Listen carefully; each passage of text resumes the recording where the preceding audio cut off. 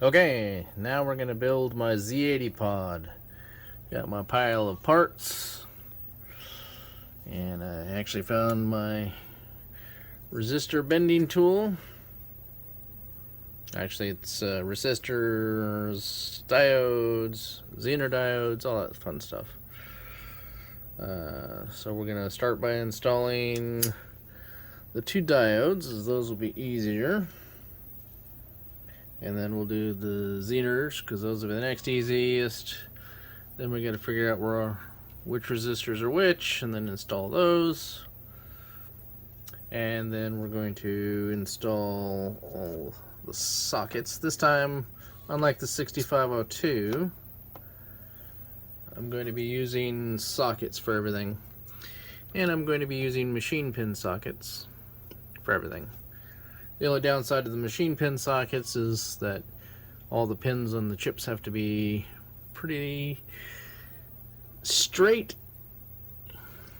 Otherwise, you could wind up bending one out pretty easily. So it takes a little bit of fiddling to get it to go, but it's not too bad for most of them. And then I've got a better ZIF socket this time. This one is an actual text tool. You can see where it says, let's turn it this way, where it says text OOL. So you know that one's an actual legitimate one.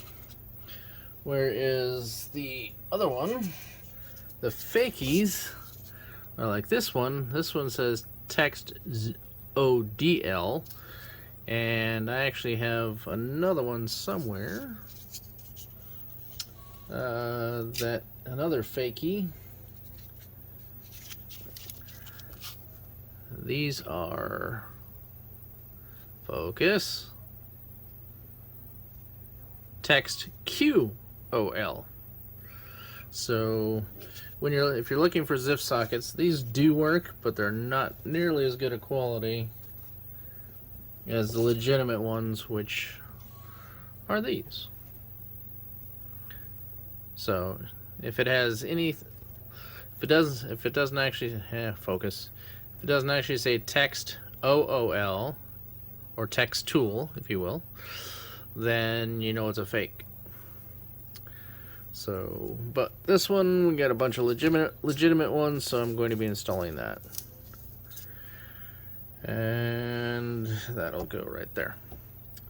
Okay, so let me go ahead and get set up here, and then we'll go. Okay. Ready to go here. Got the manual up on my screen. We're going to start with the two diodes. As you know, diodes are polarized. Hopefully we can see that. The stripe there has to match the stripe on the board. So we got D1 or D11 and D10 here. So with this little tool here, what you do is you try to find the one that's the smallest that fits in the body, and then you just bend it down like that, and then it should go in.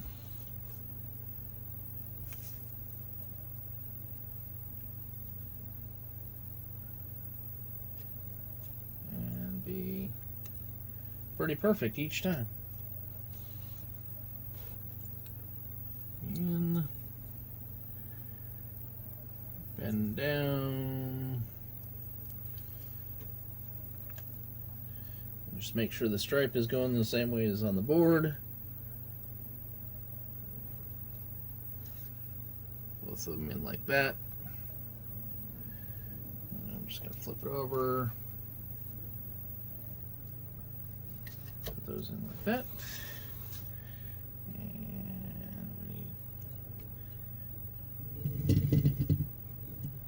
Okay.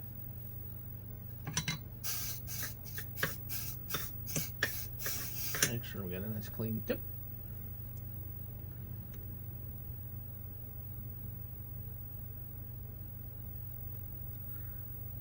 These are big pads, so it takes a little more heat.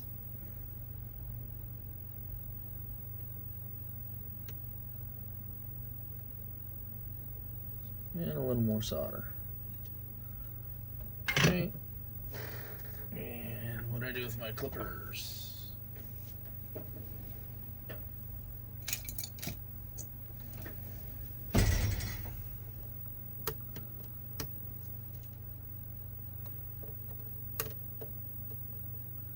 Two down, a lot to go. There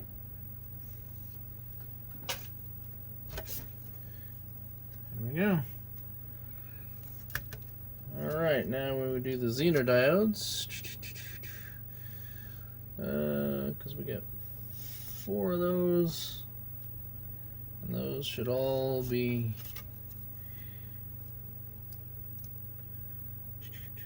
okay. If I were Zener Diodes, where would I be? Yeah, there we are. Right there. So the stripes should go on the right hand side. Get off from underneath that, please. Yeah. Zener.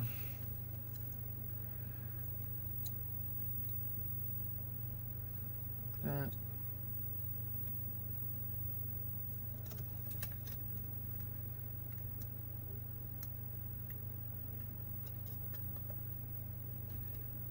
That. And the legs out a little bit.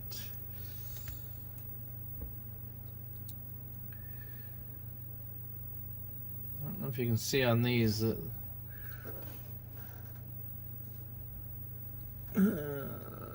It's got the little black stripe on the right hand side. Hopefully that was in focus. It's just like the regular diodes. That's the polarization.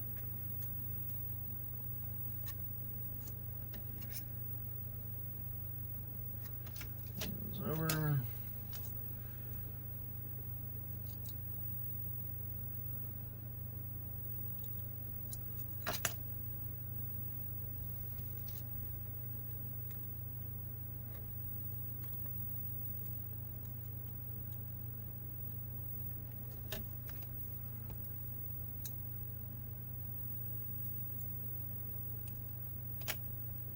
Makes it nice and simple.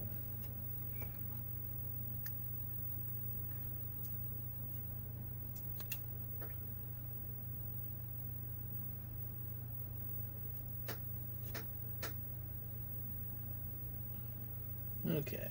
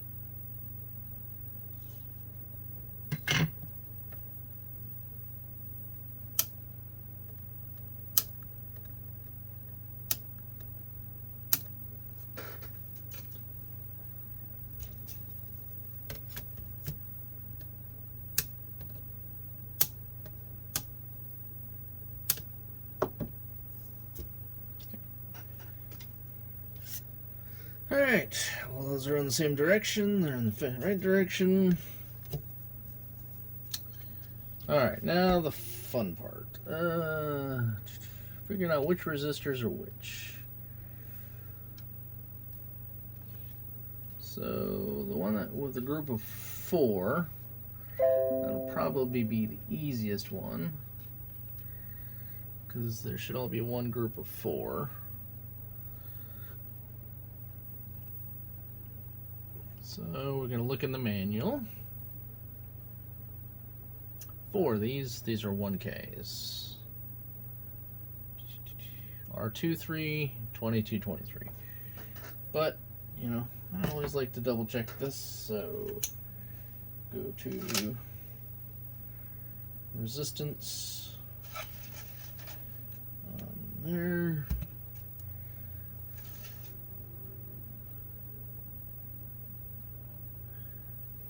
0.99K, yeah, that's close enough to to 1K.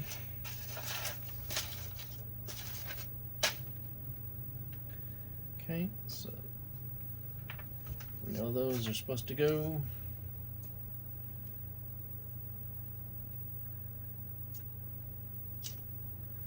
All right, get this where the body fits all the way down. I'm just gonna do all 4 of them. That way we don't accidentally mix anything up.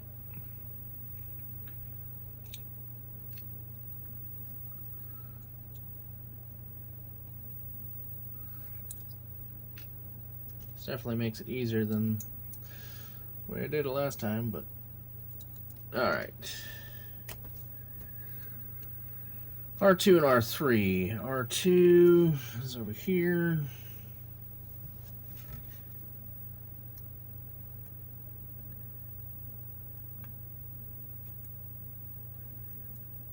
Push it all the way down, bend the legs a little bit to hold it. R3.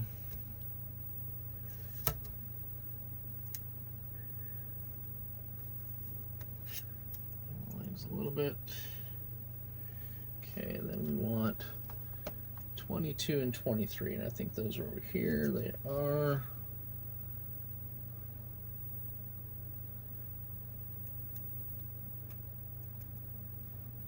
R22, R23.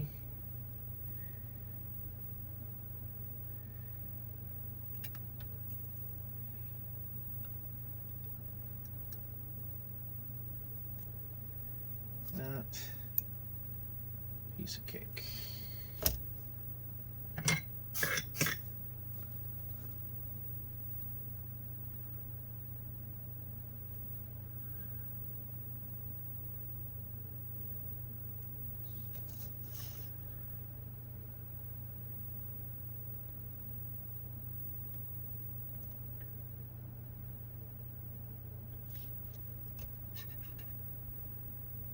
Yeah, a little bit too much on that one.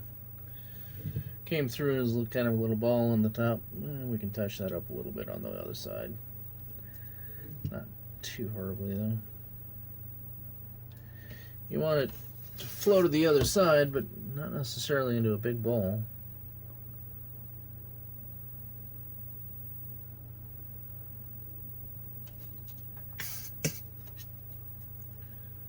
You got a little bit of a ball right there, so we're just gonna shrink him down a little bit. More solder will flow at the bottom, but that's okay.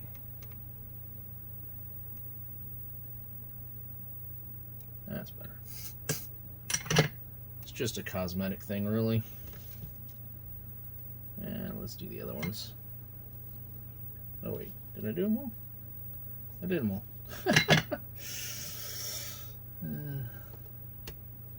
Squirrel.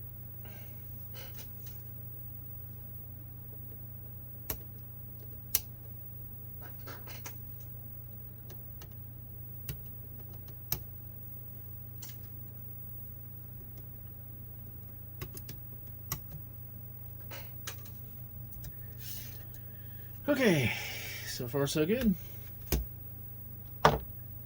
Next up, what do we got here? This is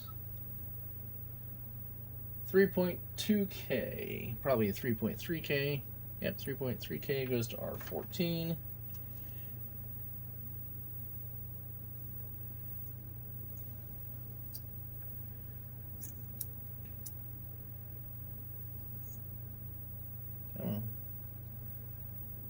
R14, if I were R14, where would I be?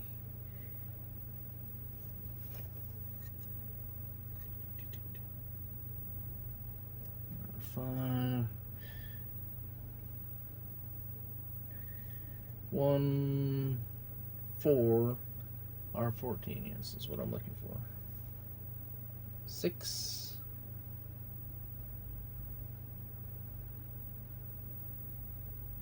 R14 right there. Yep.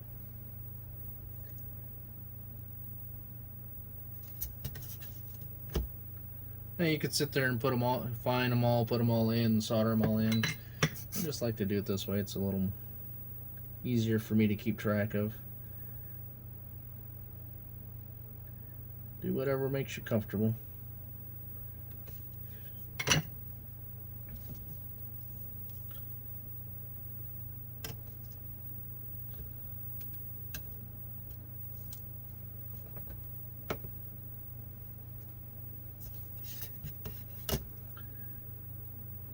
Next is going to be 98 ohm, so that's probably, well, 98 ohm, huh? What's the closest one to 98? It's 120. Alright, well, let's put that aside. I can look up the color code if necessary.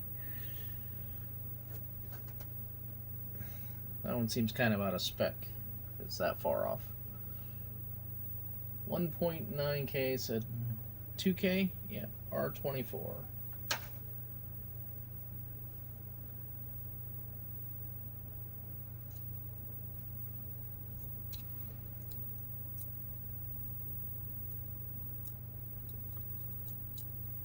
R24. I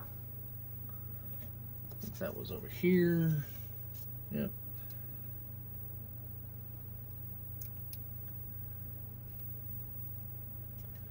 I'm just making sure that all the gold bands and everything are on the same side.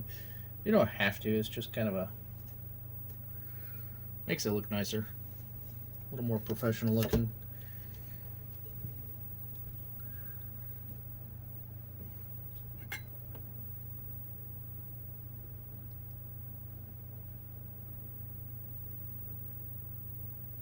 Solder flow.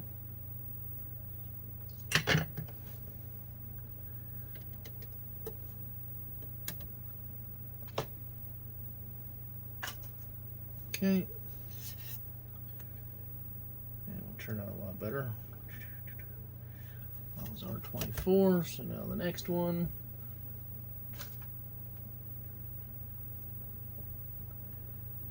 .993, so that's going to be 1K? No. Is it? Is that K or meg? Oh, 0.99 meg. So that is 1 meg. That would be R1. I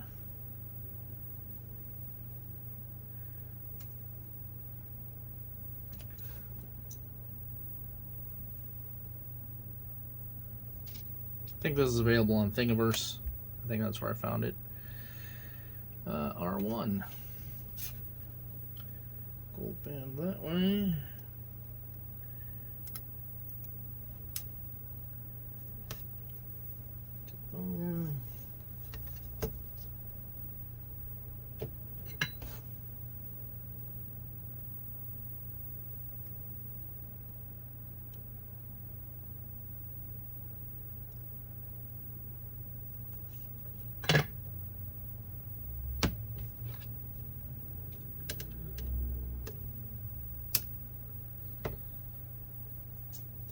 Okay. Now we do the next. Using your multimeter is a lot faster than looking up the color bands. 4.6K, so that's 4.7K. That's going to be R5.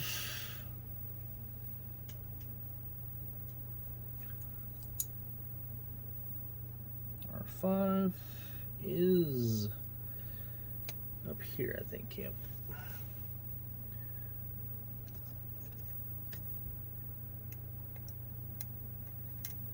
If I was doing 100 of these things, I'd know exactly where everything's at, but this is like the second pod I've assembled, so still have to search for this, where all the components are.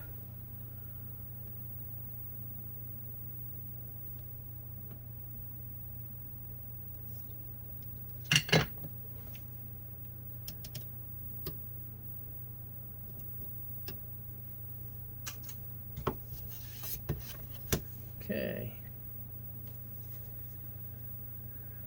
Next,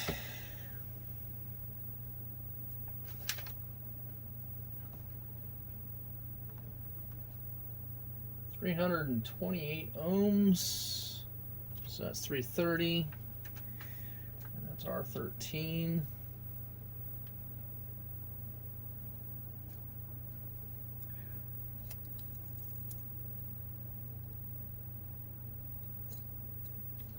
R13 is where? 5 there. 4, 25, 6, and 13's over here by the diodes.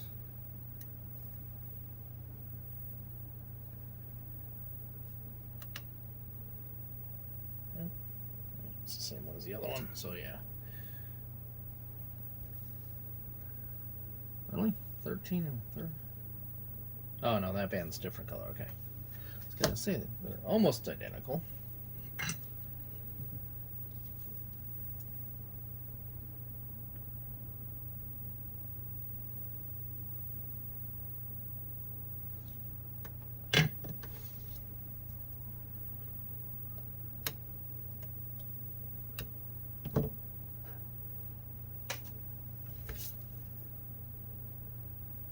Okay. Next.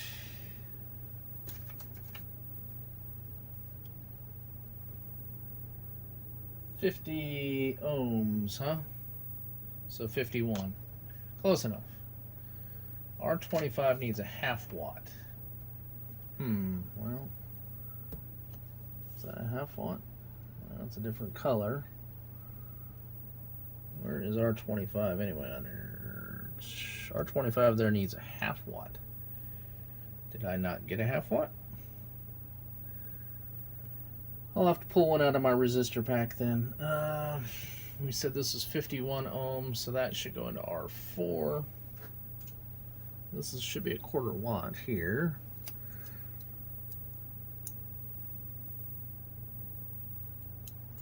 So R4, I think it's over here.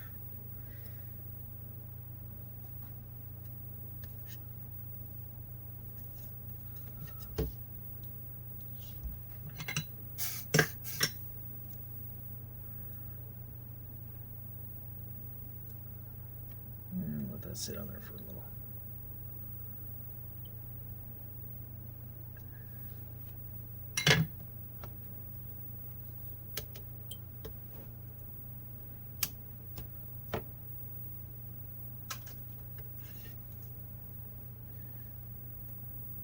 Okay.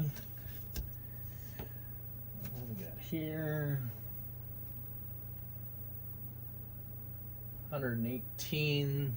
So that's the 120 right there.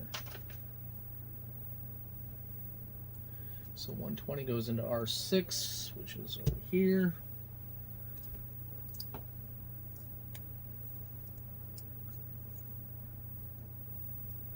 Come on, stay in there, you go. Yeah, a little too much on that. R6, go in that way.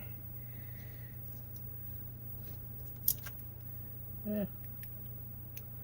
Oh, go in the hole.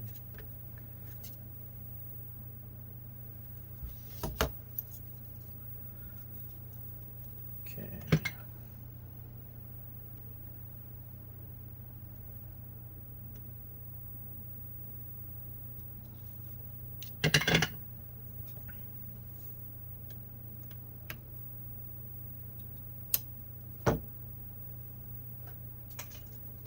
Alright, so I think there's only one resistor left, which is R25.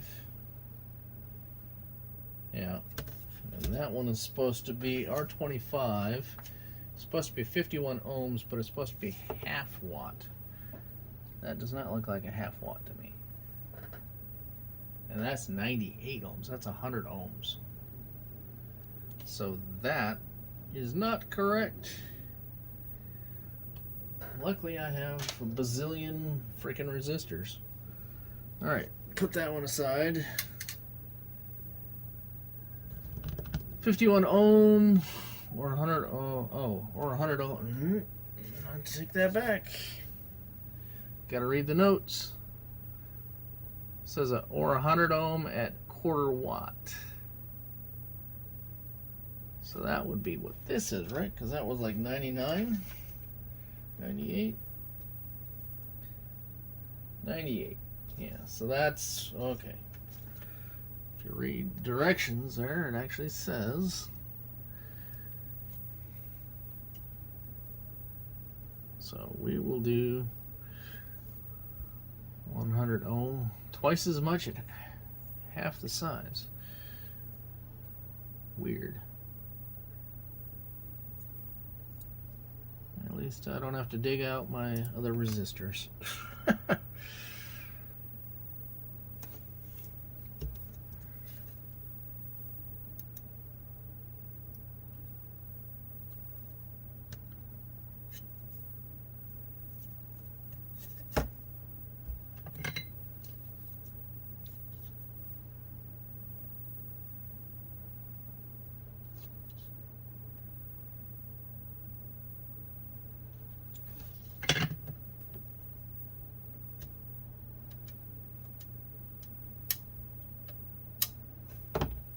Okay, that does it for the resistors. Right, and resistors, diodes, Zener diodes, all those are there. Okay, so then the next thing we want to do is probably put in all of these. There's quite a few of these. I'm probably gonna have to do these one at a time because they're not. I have to hold them in. All right.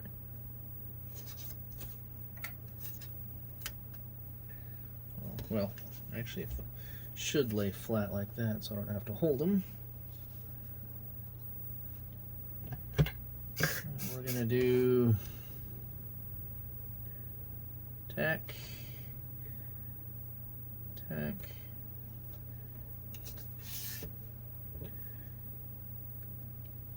Make sure that's in. Don't hold your finger actually on the pin that you're soldering because that gets really hot real quick. Okay. So that one's tacked in, and the notch is where the notch is supposed to be. Notch here, notch here.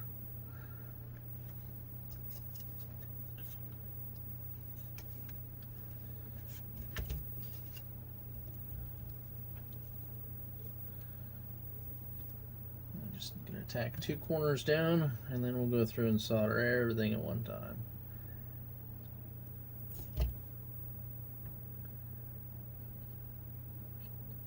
Tack in the opposite corners. Then you can put pressure on it, make sure it's flush. It's flush. It's flush. Yep. I mentioned not touching that pin. Well, barely touching it and felt that real quick. Okay, what do we got here? This is probably the EEPROM.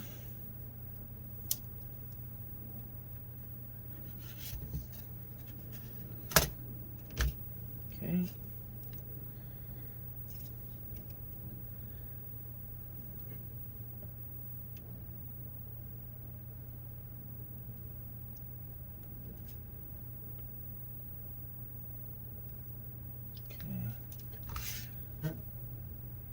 That's flush. That's flush. Okay, now we got some smaller ones.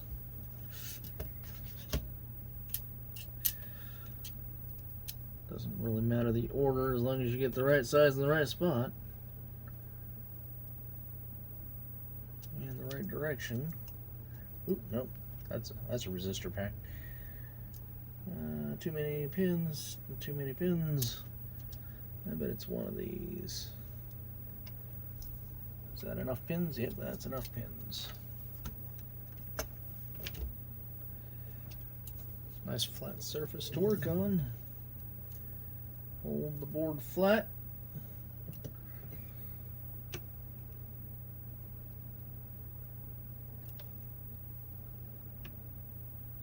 Now the reason I'm putting all these sockets in is because when I did the 6502, I had the wrong chips in the wrong spot because they didn't notice one was a different speed than the other. And that does make a difference. Okay. Oh, that's what that one is.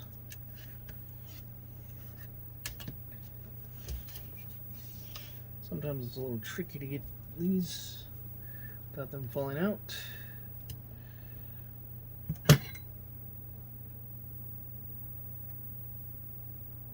Come on. Thank you. Got to get right on the tip of the iron and on the pin, kind of like right between the two. That's the way I do it.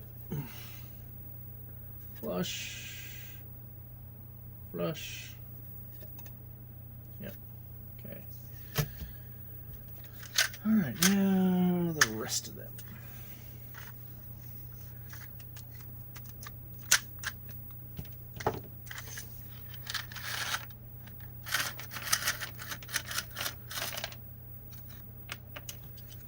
Okay, that's all of them.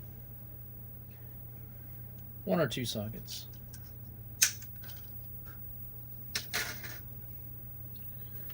Alright, now there's a big one in here. That one. That is for the Atmega. That's a big ass chip.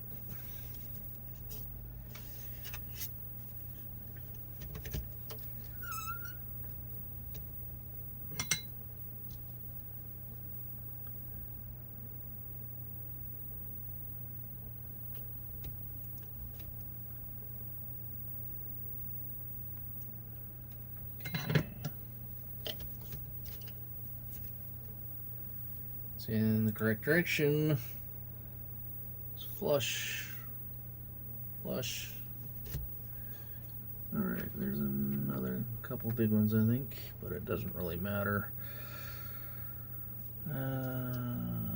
Just gotta find the ones with the right number of pins.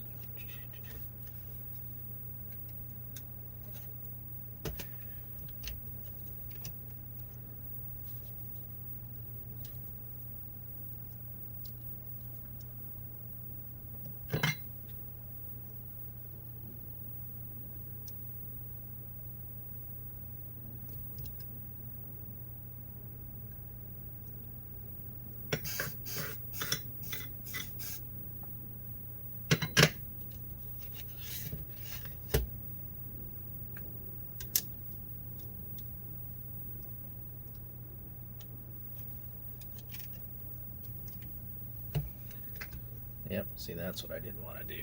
Some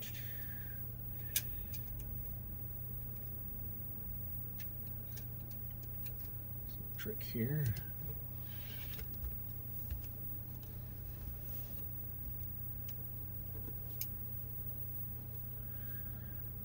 Otherwise, you gotta hold it with your finger on the other side. Now, you don't want to burn your damn finger.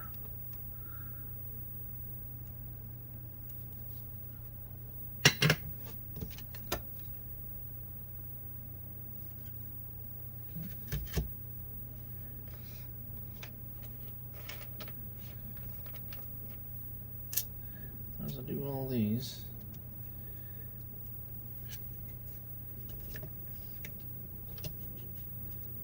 Yeah, can't forget these. Falling. More sockets. All right.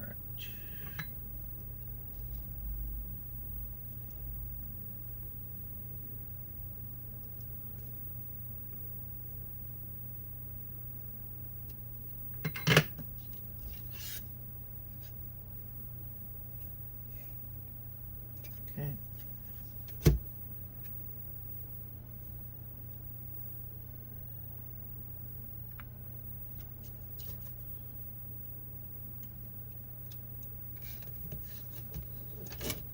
Yep. Missed it.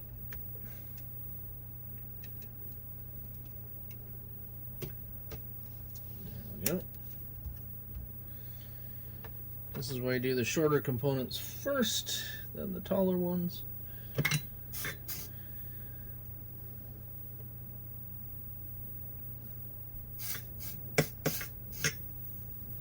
Tiny little blob of solder on there,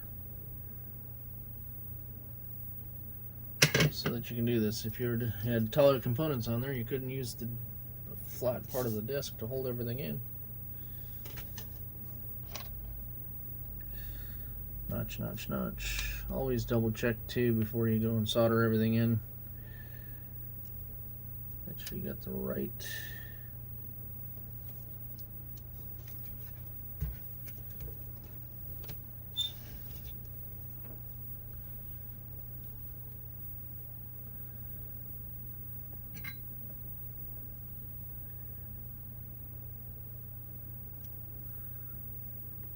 By tacking down 2 pins, it's a lot easier to fix it if you accidentally put it in backwards, because then you don't have to remove the solder from 2 pins instead of 16, 18, or 14, whatever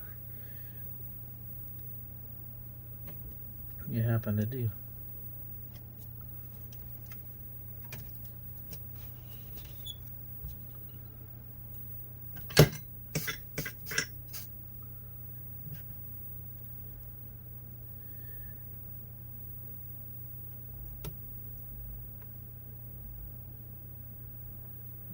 That.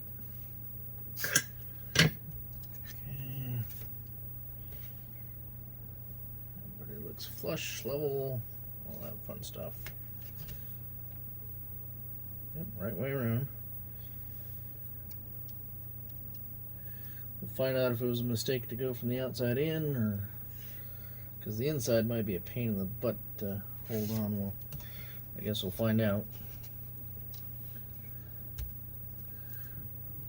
You'll learn with me. You should have gone inside out, or outside in, or from one side to the other. Who knows? I'm just doing it this way. We'll see at the end whether or not it was done the best way, or a frustrating way. Only time will tell.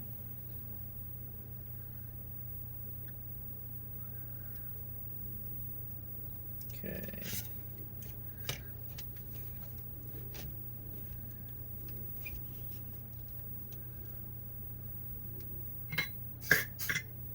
I did it wrong, then maybe you'll learn from my video and you can do it the right way. Maybe you can make it work. If it doesn't work for me, maybe it'll work for you. Who knows? Come on. Stupid solder doesn't want to cooperate.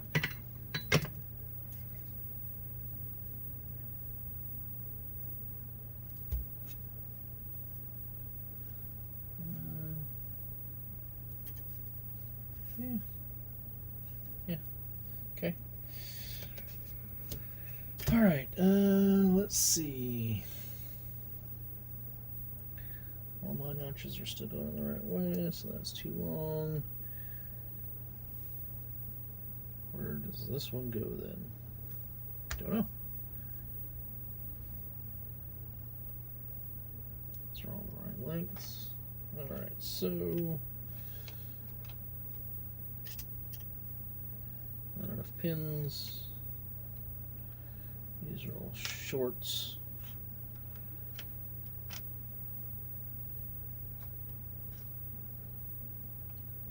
Nope, that's a longer one. That's correct.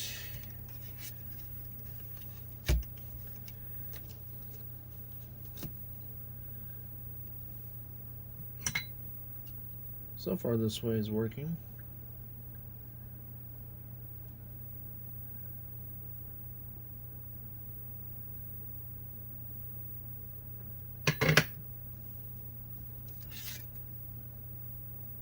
Okay.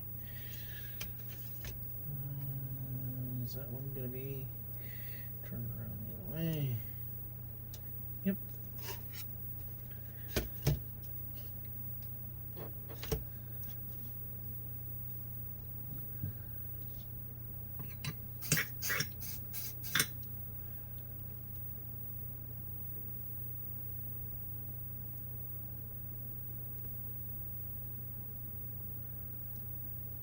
Oh, wrong chip. Or wrong socket. So now that one's got 3 tack down instead of 2. That's okay. The other one has 2 now, so not too concerned about that. This is going much faster than the previous build.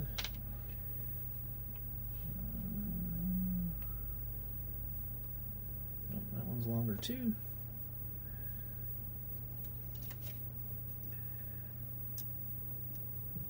That one's...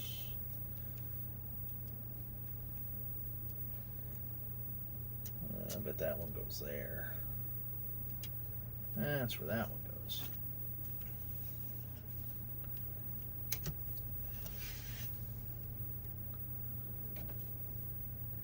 Yeah, the middle ones might be a little interesting.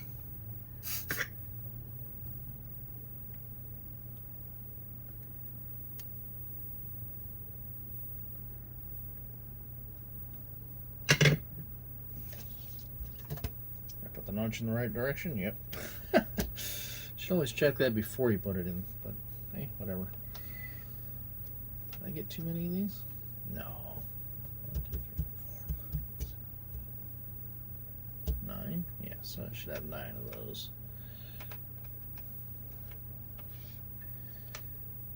And a long E over there.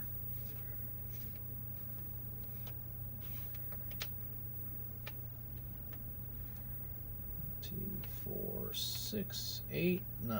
Perfect. And this long one.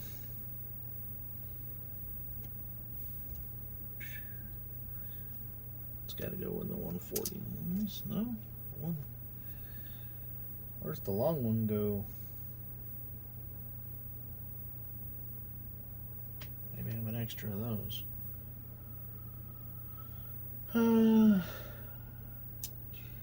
Alright, let's do this process of elimination. That one fits there. Yeah. This gets a little tricky.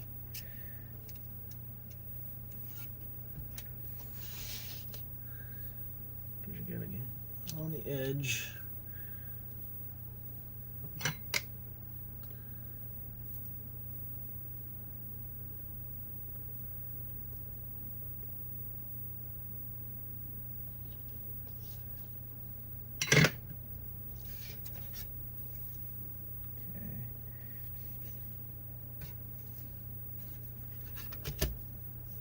It's always best to check your work as you go. It makes life a lot easier. If you catch it early, it's easier to fix.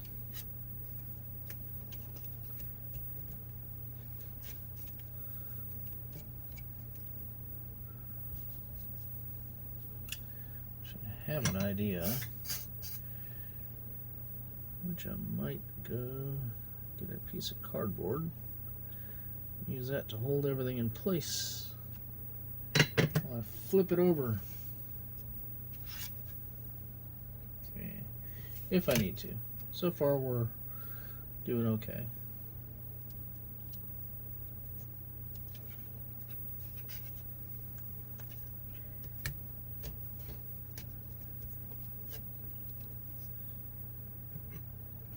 But it could get ugly. Oop.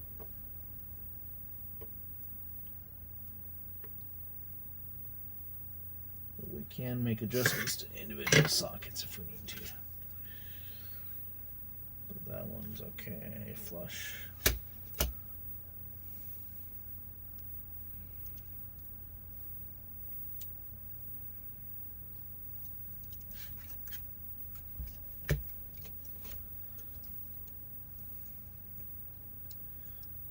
Do it on the edge here.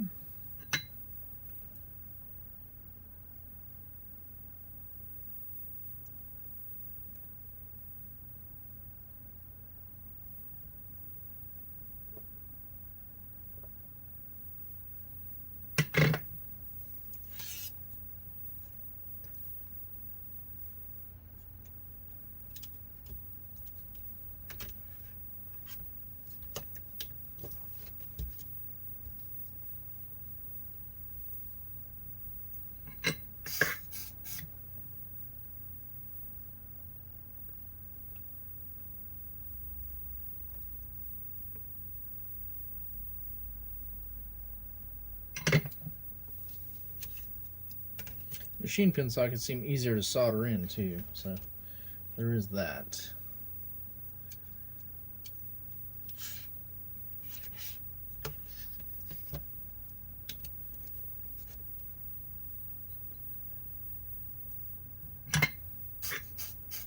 Don't know why. Maybe it's because the round pins, it flows around a little bit better.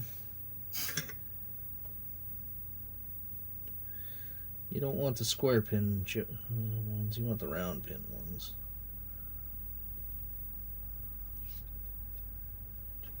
Did I put that in the right way? Notch, notch, notch, notch. Yep. And then, so I got 1, 2, 3. 3 of those left. What the heck is this one for? That must have been an extra one that I don't need. Because I'm not seeing a spot for it. Maybe I just had an extra. Not a big deal. Now this is, I think, where it's going to get a little tricky.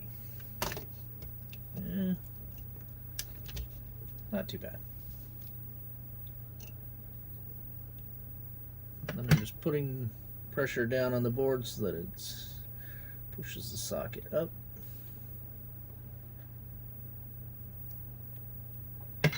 Just long enough to tack those two down.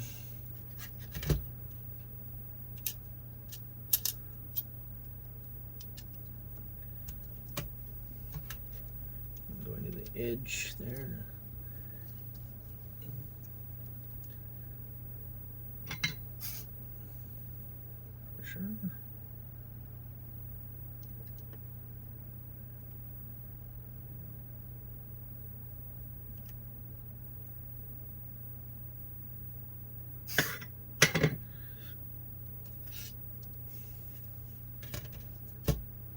Yep, one more.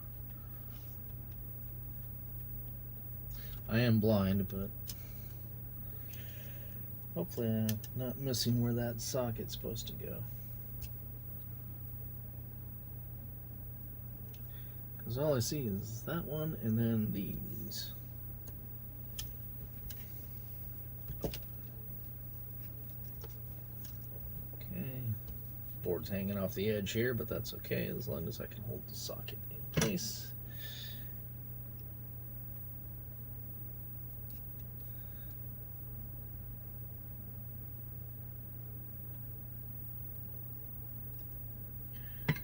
And this is why you do the lowest components first, then the taller ones.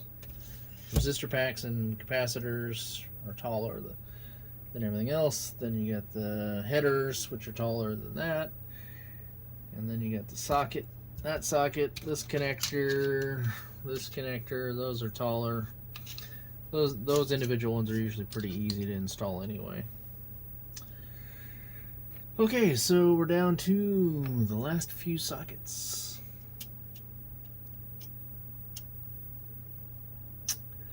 Oh, that's right. These are...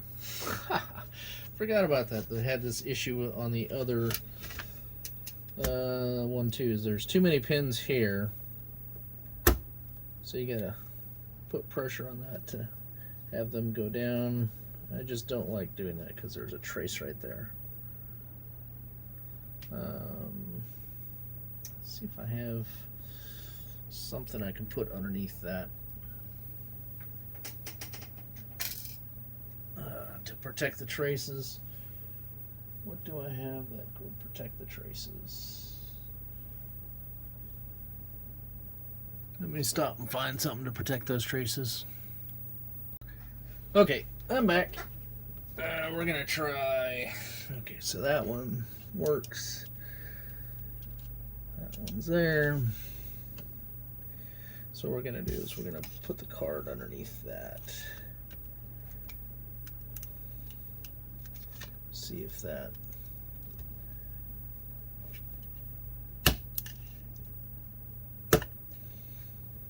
we're just popping the last two pins out because I don't have the correct number of pins sockets for these. So I have the 28s, and these are like 26s, I think. 2, 3, 4, 5, 6, 7, 8, 9, 10, 11, 12, 13, so 26. So I'm using the, because I don't want to damage these traces, I'm just using a card here to pop out the last. So I'm using the holes, except for these last two, to pop them out like that.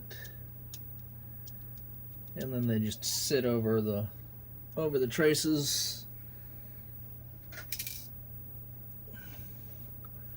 Hopefully that's showing up on camera.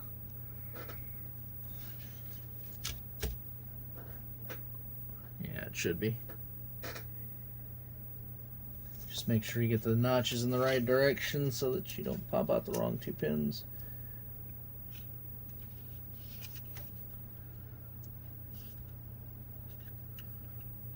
Just gotta make sure all the other pins go in the holes. Like that. Luckily they pop out fairly easily.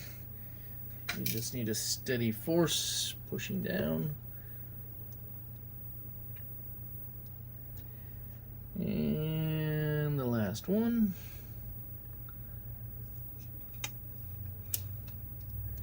You can see that it's putting a little bit of dents in the paper, so better to put it in the paper than in the traces.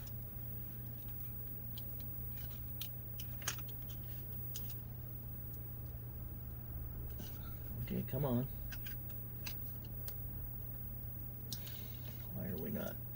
Oh, we're off by one. Is that the problem? Yeah, we were off by one.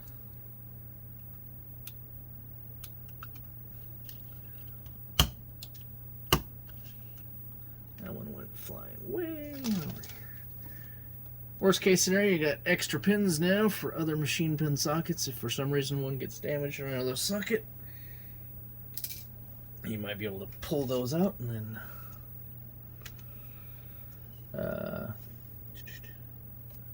you reuse them. Who knows? We're gonna do one at a time here. I'm not gonna try flipping them all over like that. There we go. So I guess it's working out.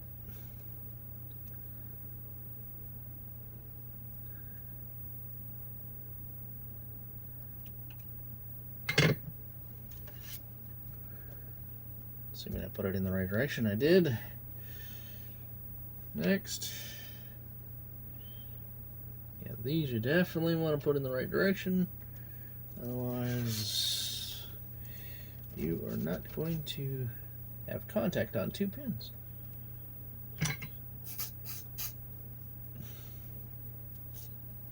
Well, I guess you could still have contact on all pins, you just it'd be shifted the wrong direction.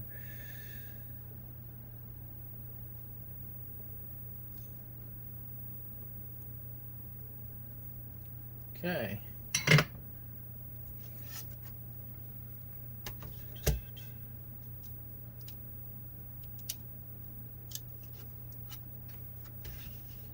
Yeah, this is working out well.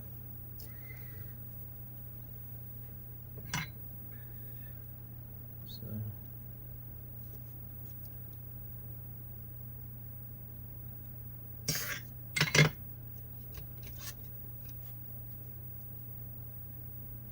all flush. Two left. Oop. And don't bend them. Jeez.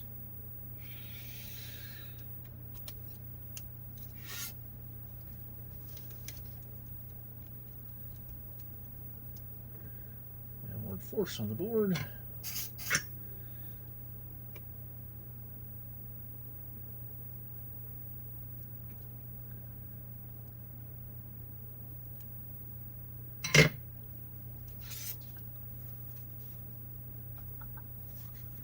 Last one.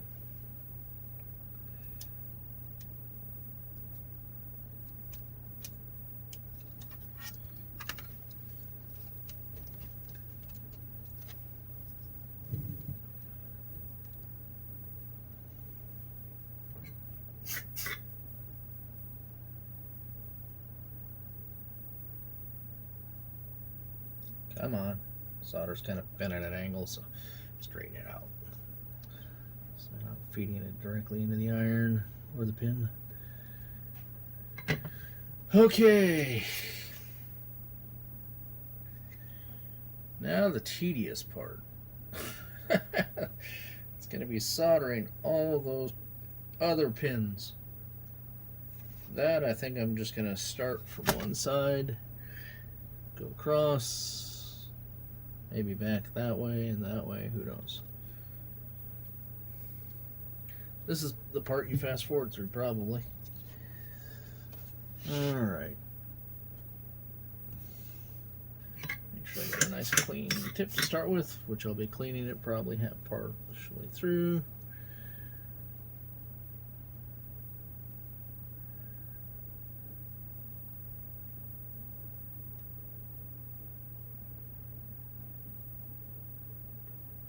Let that one flow a little bit longer.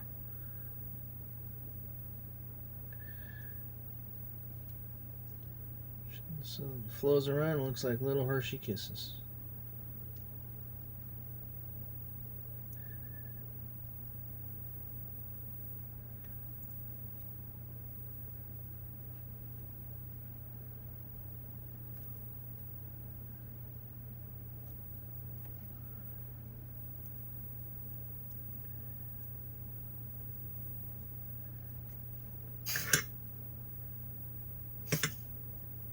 Don't like excess solder on the tip there because it means you put a little too much on occasionally.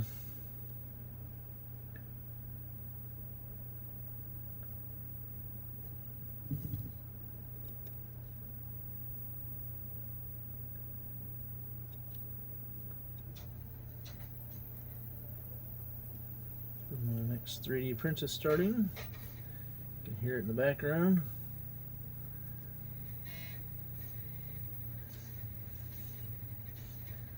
Calibrating. See, I'm getting a little excess solder on the tip there. Also, it kind of obscures what you're looking at. Just kind of can't lose your place.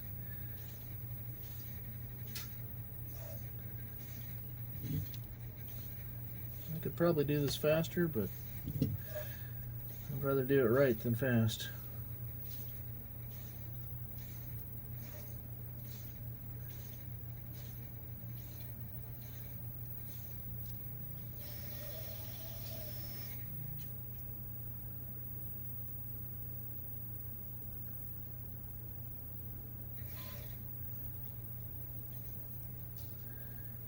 Once this is all complete and assembled, then I'll hit it with 91% isopropyl alcohol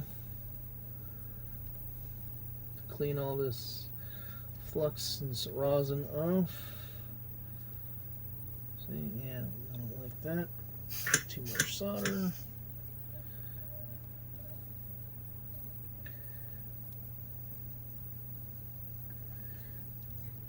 Harder to be consistent when you can't see how much solder you're putting on.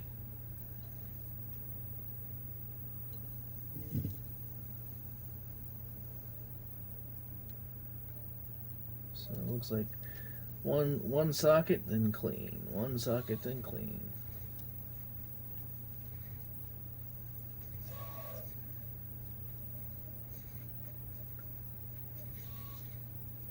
Glad I don't have to do 100 of these.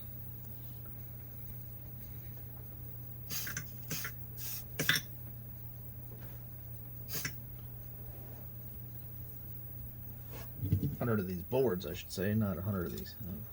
It's going to be a couple hundred pins, I'm sure. Don't really want to count it because that'd be probably depressing.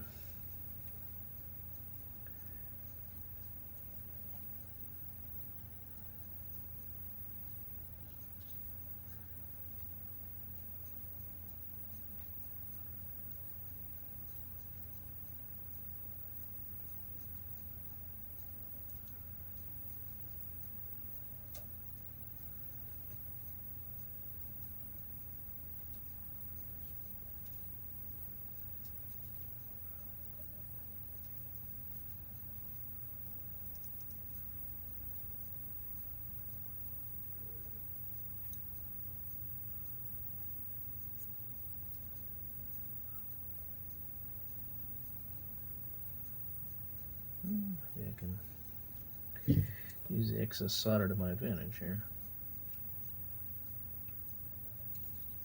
Looks like I get it to flow on the pin a little more. So I don't have to clean it as often. Put a little bit of solder on there, and it seems to flow off the iron a little better.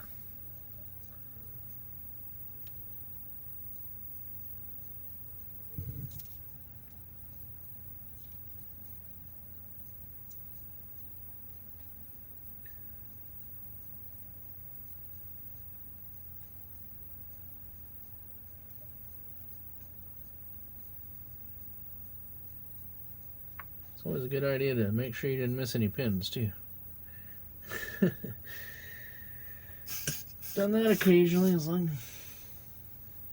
It's better to like miss an entire row than it is a pin, though, because if you miss an entire row, it's easier to see. If you miss just one pin, like somewhere in the middle, it's a lot harder to spot that.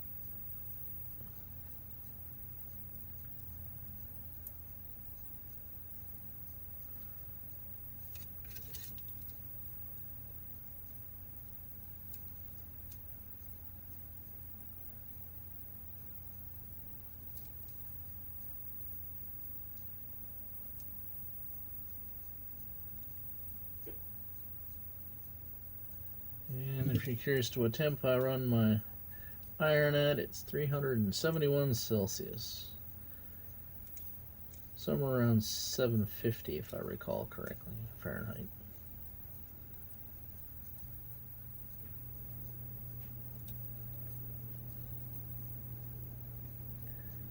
Okay.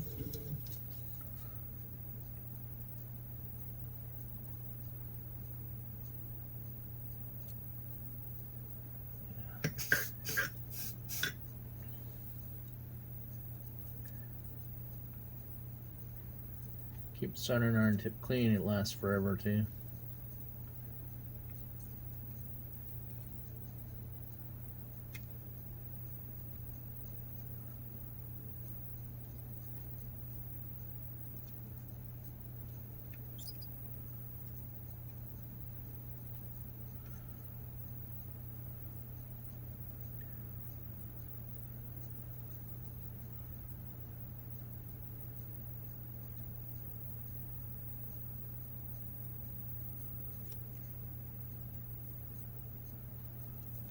Okay.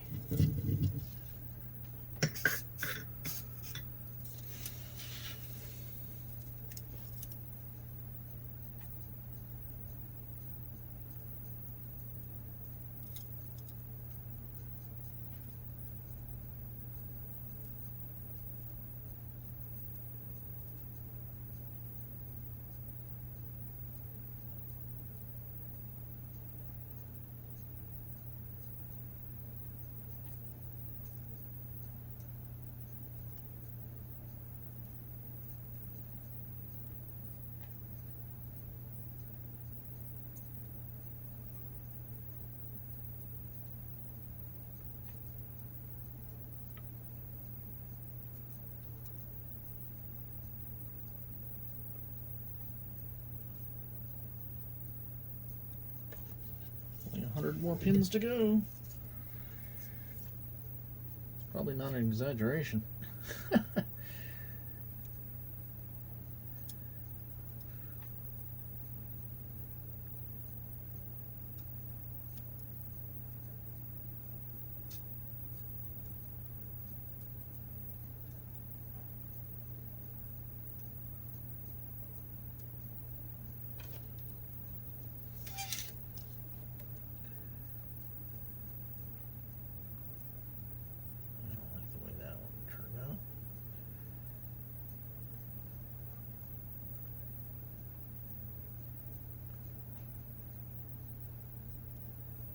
Too much now.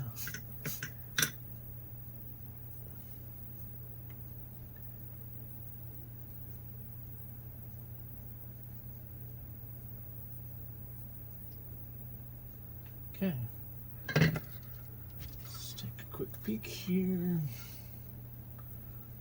Doesn't look look like I missed anything. Everything looks decent, fairly consistent. We'll do this one, and then we'll go back that way, I think.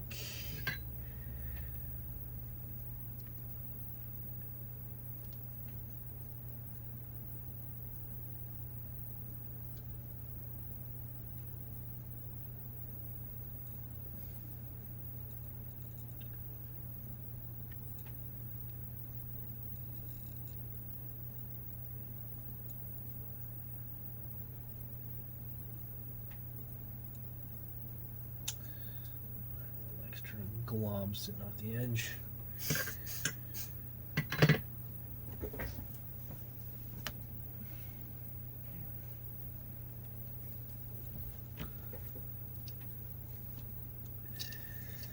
Alright.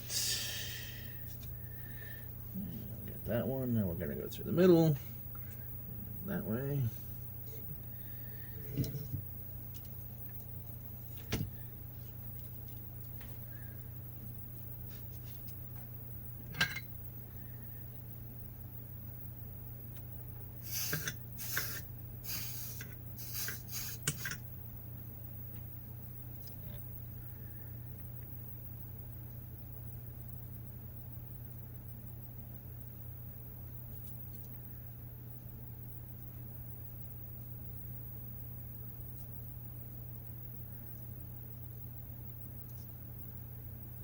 Lower on the solder too helps it not build up on the tip as quick, but it's still going to build up on the tip.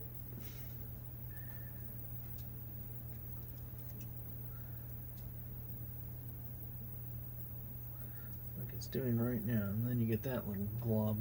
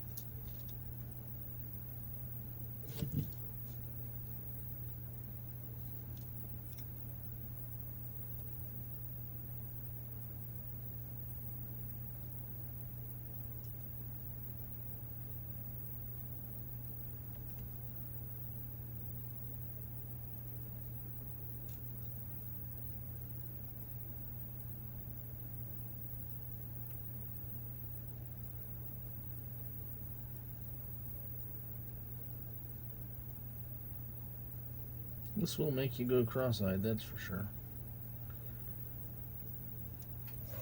My vision sucks as it is. This definitely doesn't help.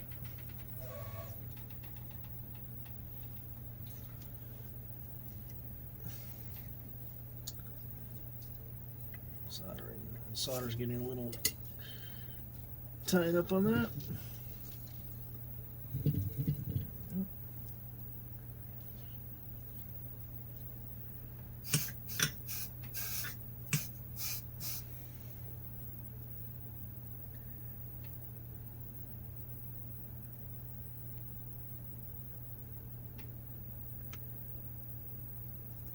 It's one of the sucky things about getting old.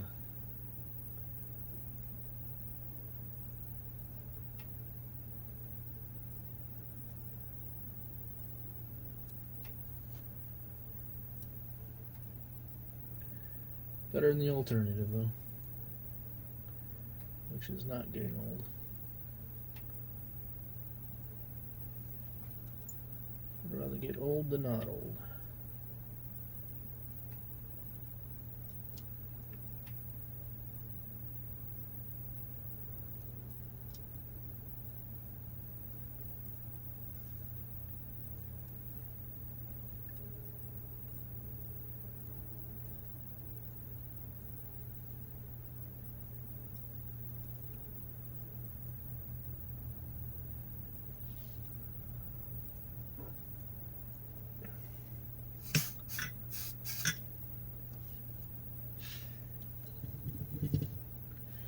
else can play hell on your back, leaning over a board like this.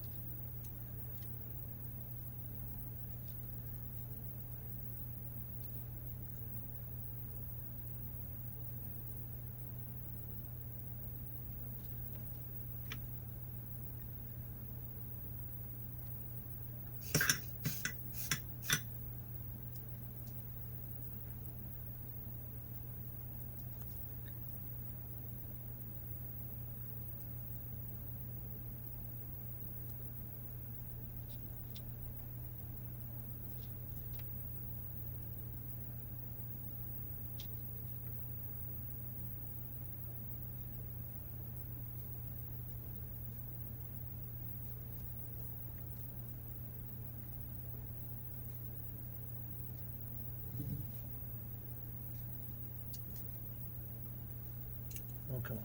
Get a hold of the damn solder.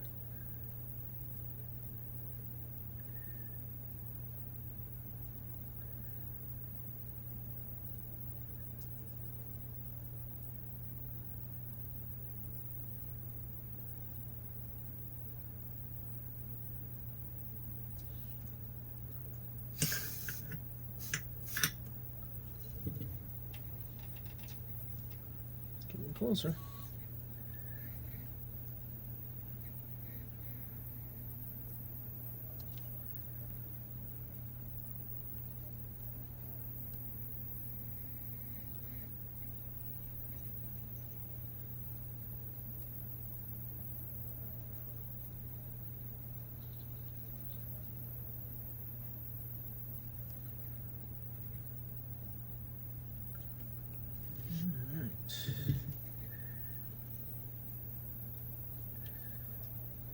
To the end of this room.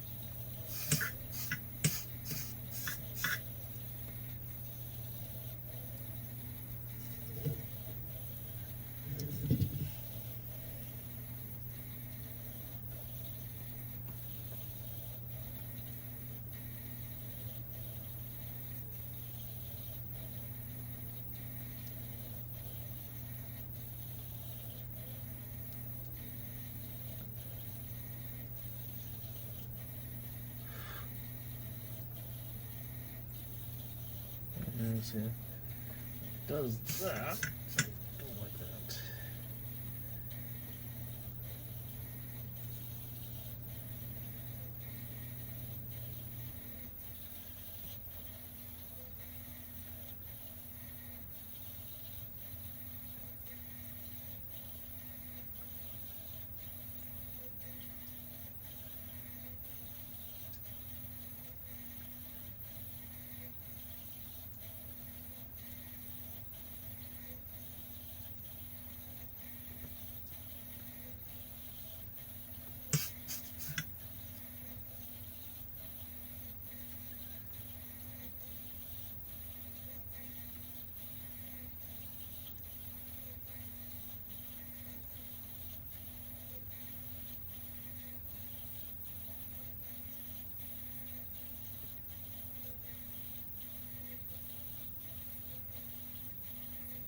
Okay. Check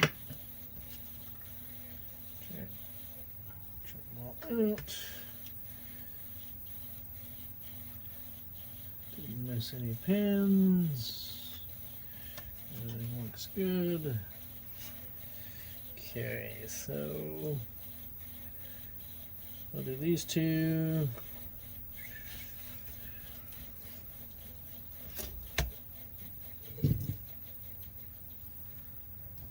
Let's see.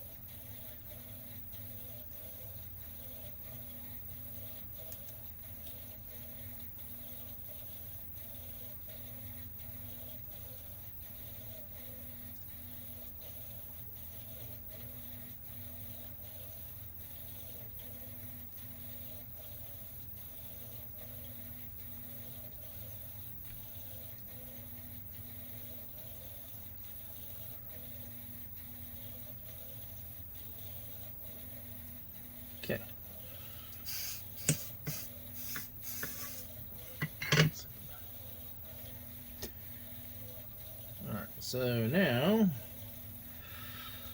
it's probably, since it's just kind of a mix and match of things going different directions, like you get ones going this direction, that direction. So I'm just going to do these and then go up from there.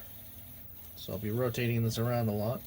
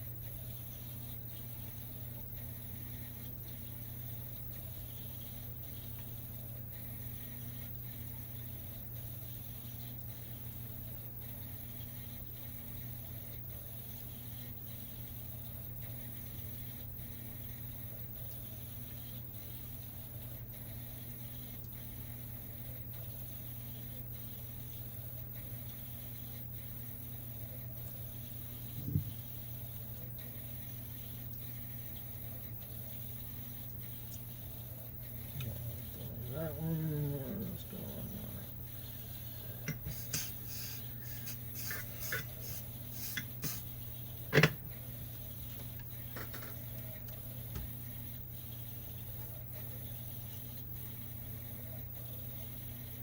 Okay, so let's do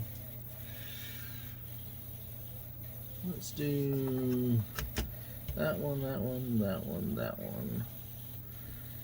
And then we'll take care of the last, looks like 3. So the biggie, this is probably the Z80 here, Z80 socket.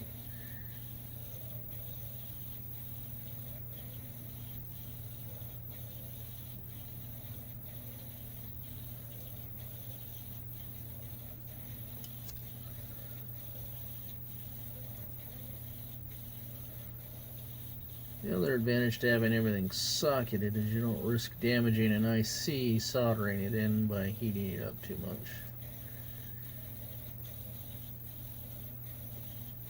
It's a small danger, but it's still a danger. And then if you accidentally solder it in backwards,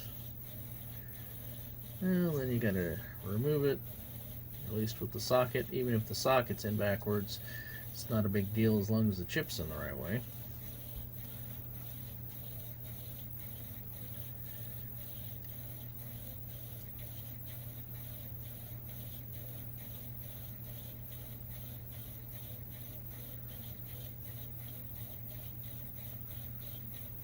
As long as people are paying attention, if they pull that chiplet out in the future and put it back in. So, and I've seen chips put in the wrong way in a lot of boards. It's easy to do, but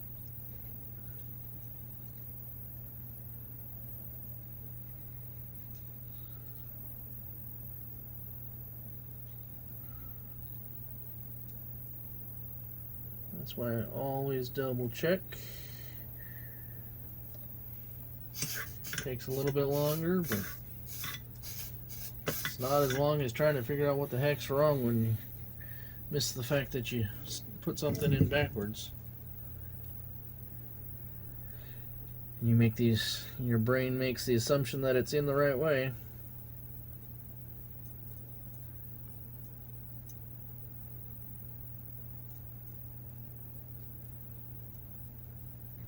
It's like proofreading your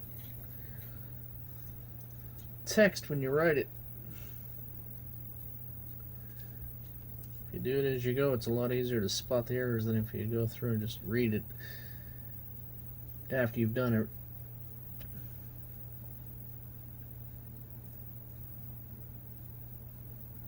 Again, it takes longer, but it's easier to catch.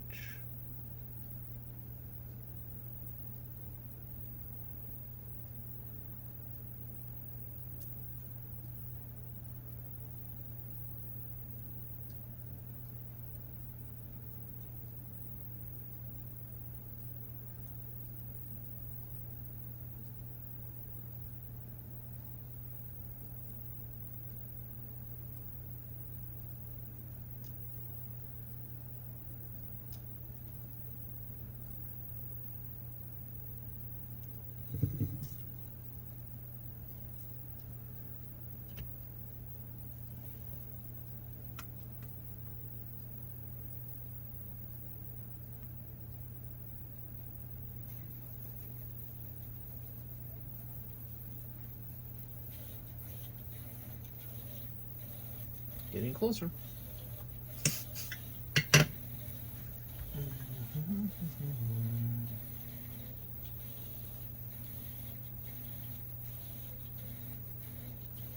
Okay, that means there are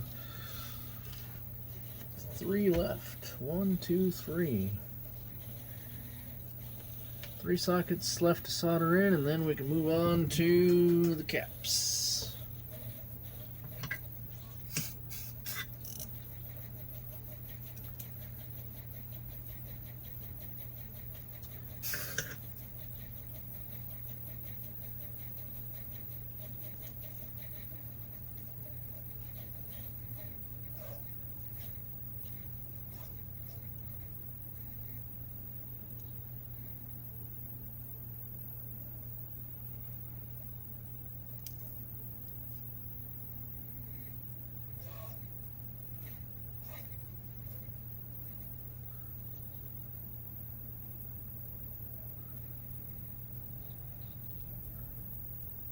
Get your fingers too close to the iron.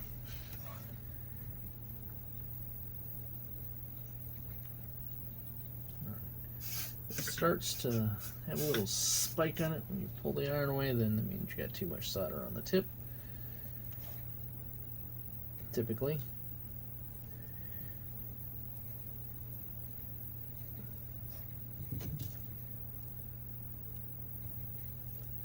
Again, the solder's curling up.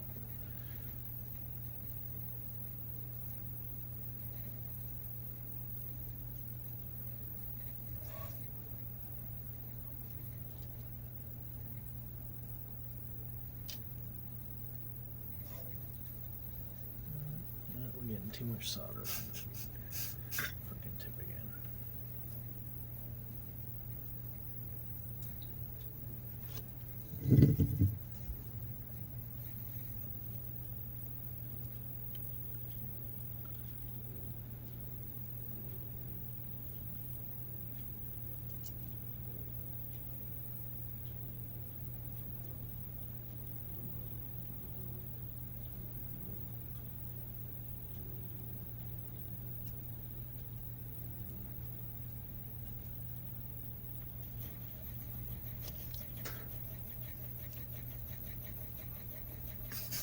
And the last one. This is probably the 6532. Or that might be the Z80. That might be the 6532. I'd have to flip it over to look.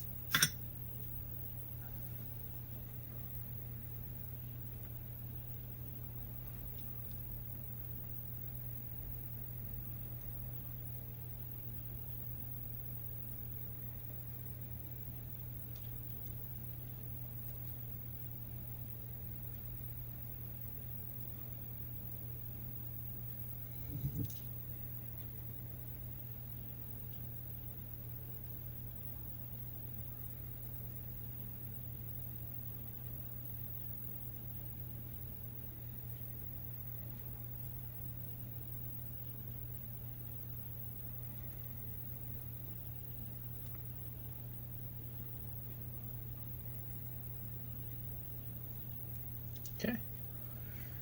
That is all for the sockets, right? Let's make sure I didn't miss any.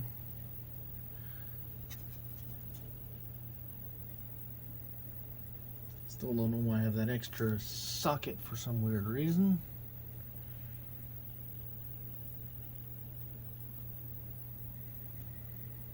Probably a miscount when I grabbed it.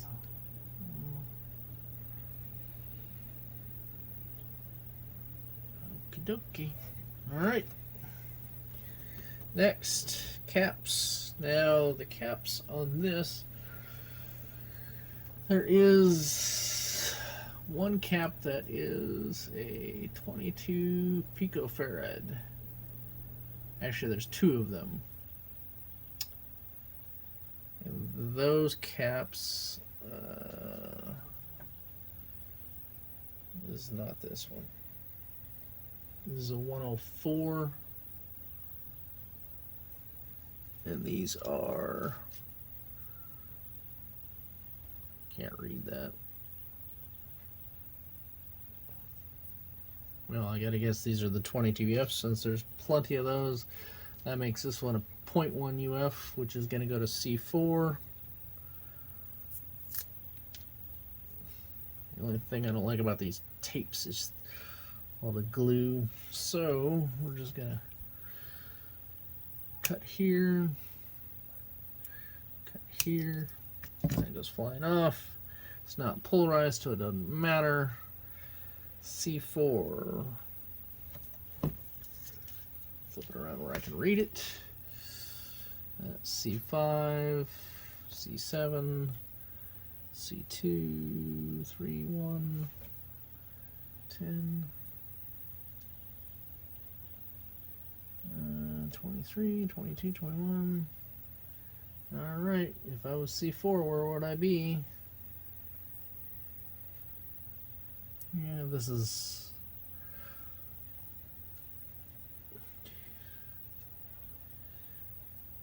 Alright, where are you? That's the diode. The LED. C8. C5. Alright, where the hell are you?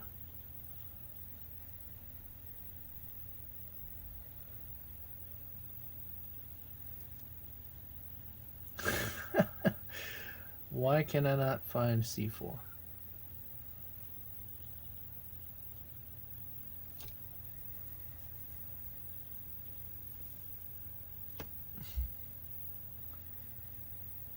There's U4. You gotta be kidding me. Where the hell is C4?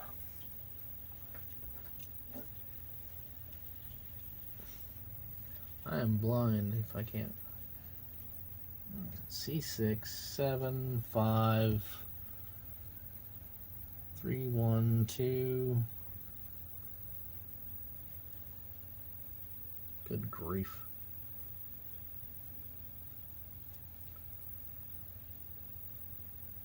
Alright, I guess we're gonna leave that one for later.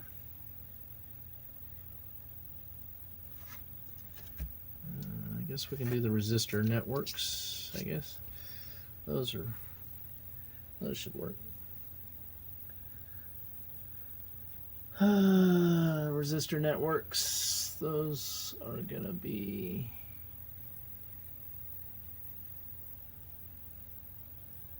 .472 LF.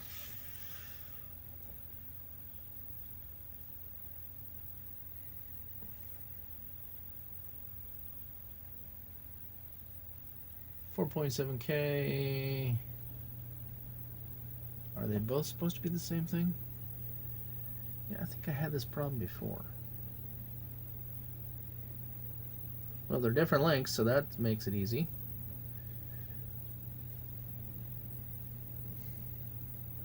Eight, 4.7K. That goes into RN1.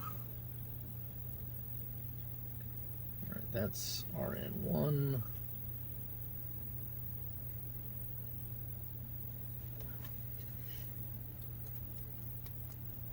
there.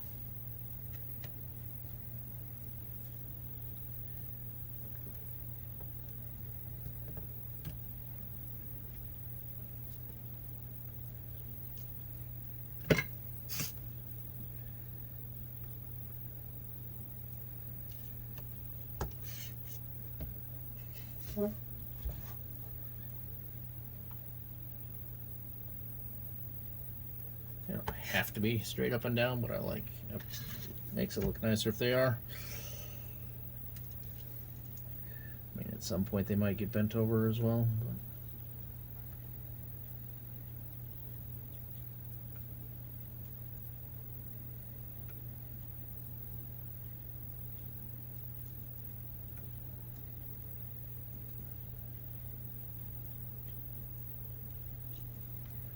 Okay.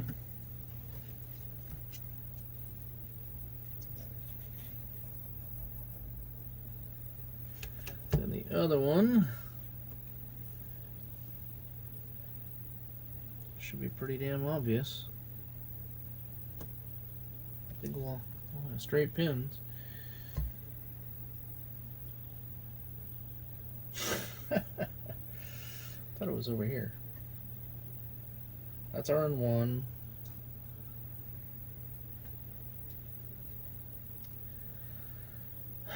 Okay.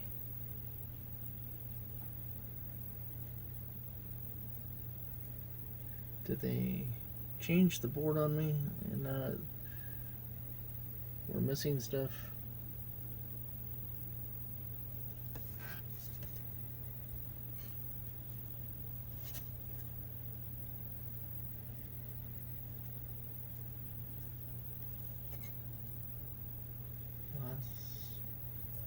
Oh. If it was a snake, it would have bit me. Actually, the resistor packs are a little bit lower than the machine pin sockets, but that's okay.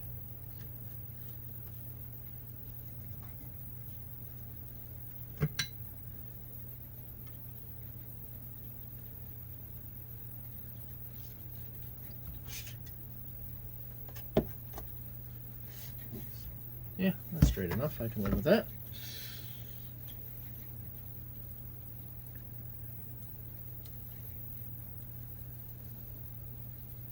Now these resistor packs are what's the word I'm looking for? Damn it, polarized. That's the word I'm looking for.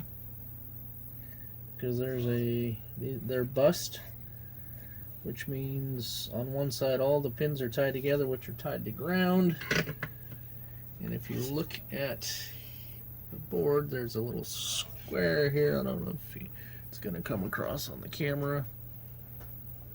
And then you can't really see it because it's in the other way, but there's a little dot that tells you which one's pin 1. Like on that one there. That one's got a little dot here in the corner that tells you there's pin 1, and then that one's got a little square around it. Okay. So now we're back to looking for C4, which I didn't find inadvertently just by... There it is. C4. Sometimes it helps to just go and look at something else, work on something else, and then maybe it'll appear to you, which just happened in this case.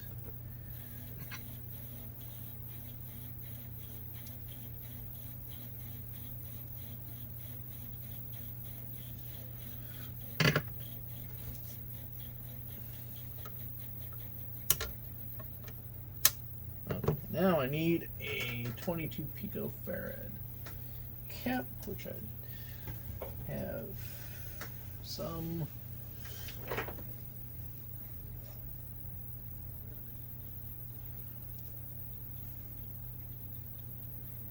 Where would you be?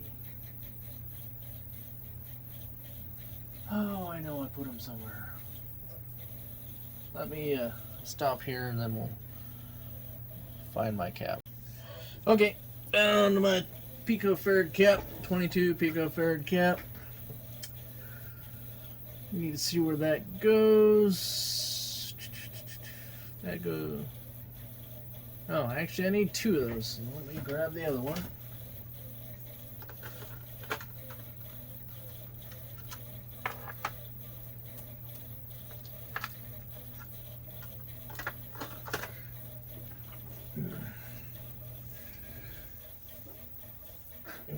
Okay, where do those go? Those go into C1 and C2. C1 and C2. Those are where? If I was C1 and C2, where would I be? C1 and C2 on both sides of the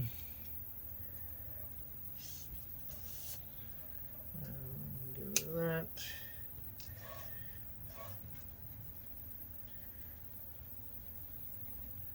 Make sure we don't have any glue on the legs. Alright, C1.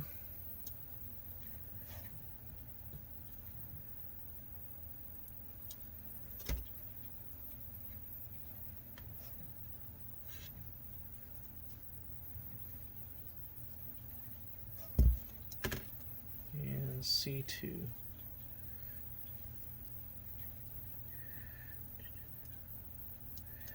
Now, the reason I'm doing these 2 first and the other one first is because there's fewer of them, and then everything else is the same, so then I don't care what cap was what, I just start sticking them in the holes and then soldering them in. These 3 are the important ones.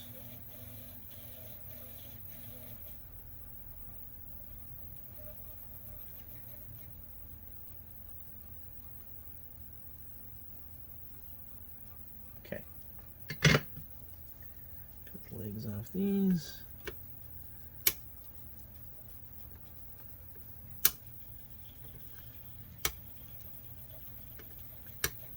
Okay. Now,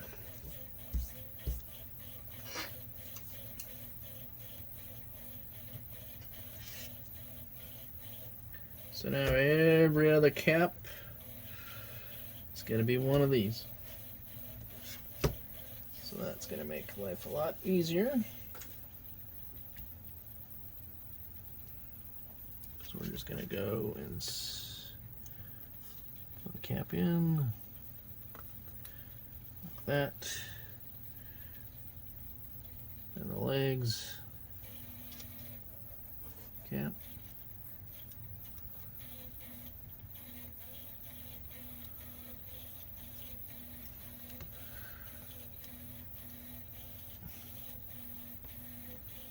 Legs,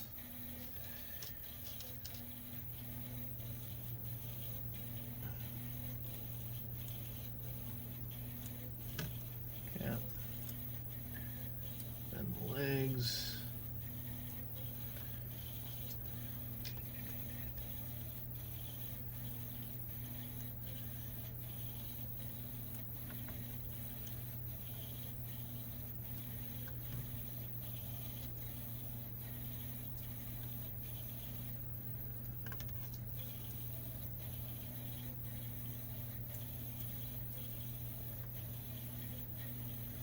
Let's just go ahead and solder those bastards in.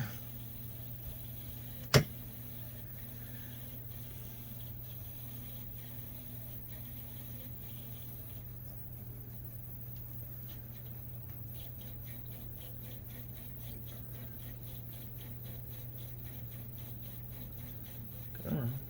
There you go.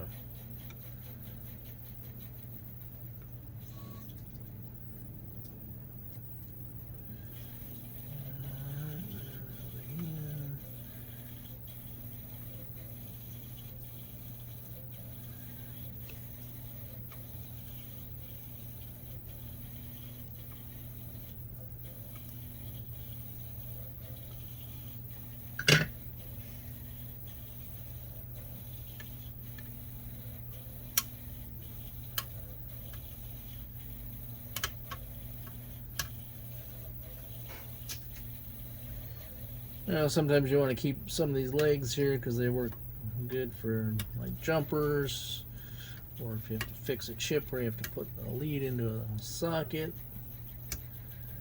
But I get rid of most of them. Okay. Good enough for government work. Right.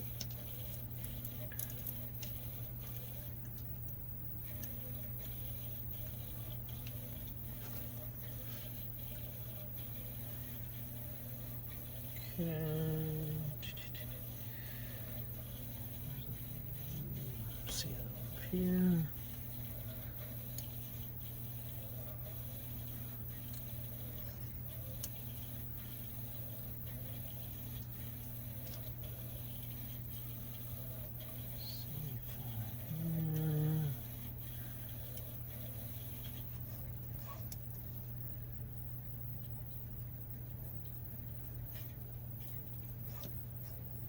C7 here.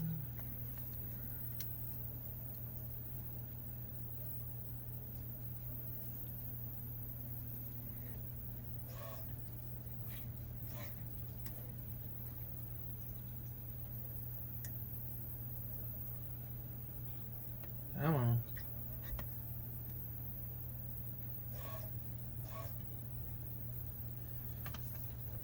And if I have extras left over, that would suck. But I shouldn't have any extras.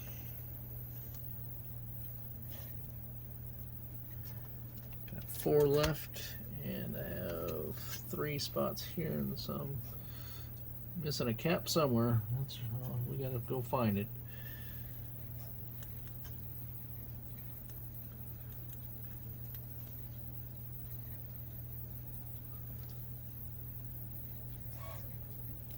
Go ahead and, once I spot it right off the bat, I'll go ahead and solder these in. Flush with the board, please. No.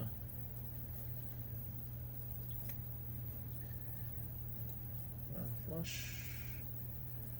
Oop, don't bend it over like that. There we go. Well, still kind of got bent over.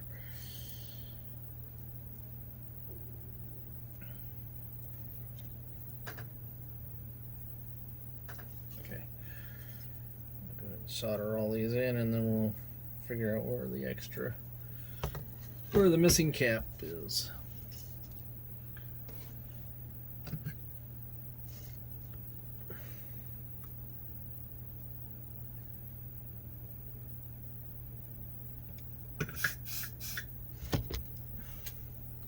Gonna have to stop here shortly because I'm almost out of battery on my phone.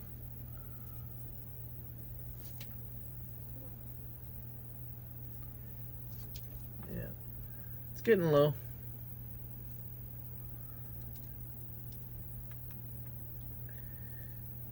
Lucky for me, I have a fast charger.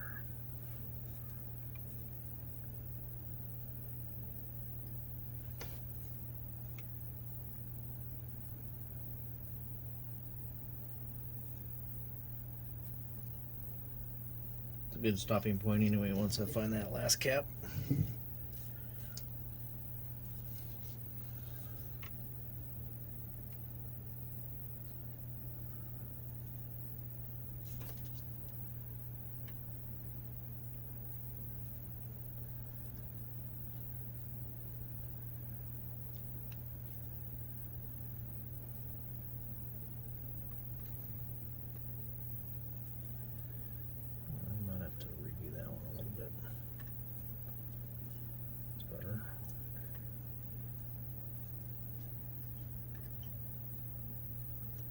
Okay, I think that's all of them.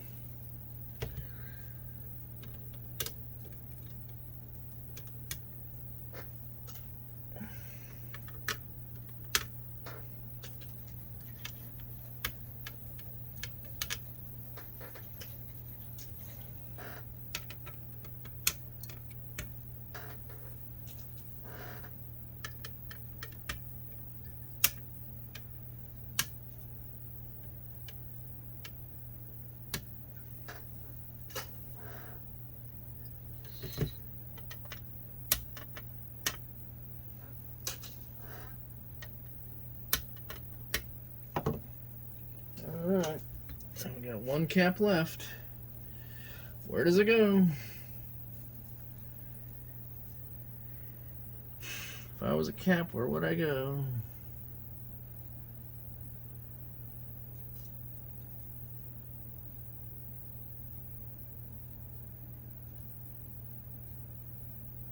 There it is, right there. Doo-doo-doo.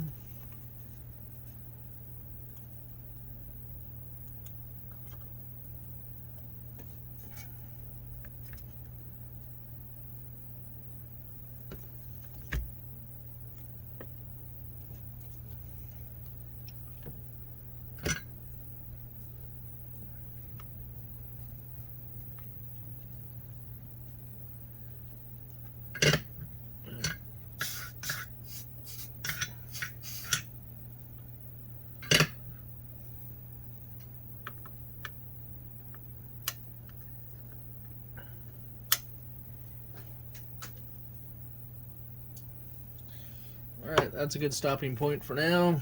Gonna have to recharge my phone so that I can continue with the video. So then the next step is gonna be, well, alright, let's go ahead and do this real quick. Doesn't matter which way the crystal goes in.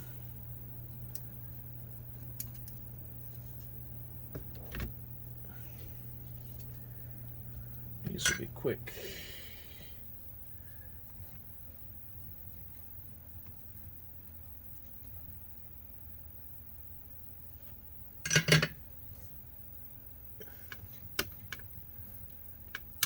Is the LED short enough? Those are going to be tall. Let's take a quick peek. It's probably going to be tall. Yeah, we'll leave the LED till later. Alright, so this is a good place to stop. LED, headers, putting the jumpers on. Then we got this connector here, we got this connector here, and then we've got that. That's all that's left to do. Alright, so once my phone's charged, we'll come back to this and we'll go ahead and finish up. Shouldn't take too long. The header is going to be probably the longest part of it. These two connectors aren't too bad, and that's not too bad. The headers will be the biggest pain, because trying to keep them from falling out when you solder them in. Alright, that's it for now. Okay, time to finish up. Okay, so headers is going to be the next thing. So there aren't a whole lot of them. Like 3-pin here, 2-pin there. Alright, so probably need to buy some new. Now this is starting to get a little solid. This is blue tack.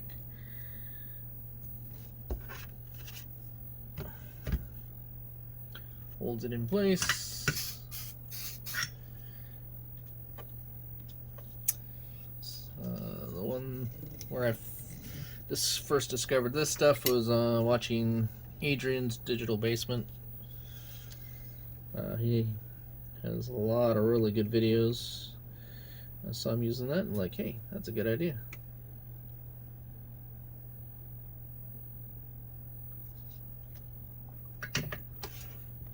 For stuff like this.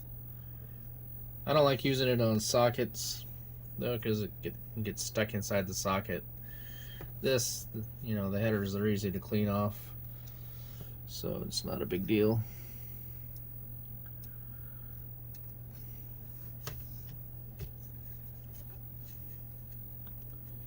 Just basically put it over it so it holds it in place. Then you can press down on it.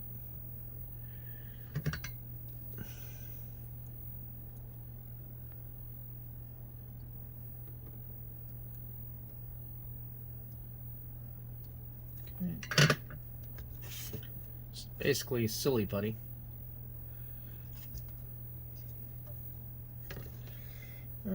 those two are done. 3 goes here.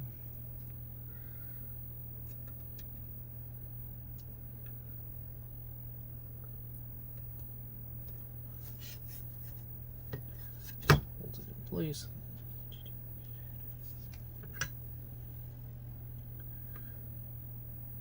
So if you try to hold it in with your finger, you're gonna burn your fingers. Unless you're wearing some fireproof gloves or something. I do have heat resistant gloves, but I never use them.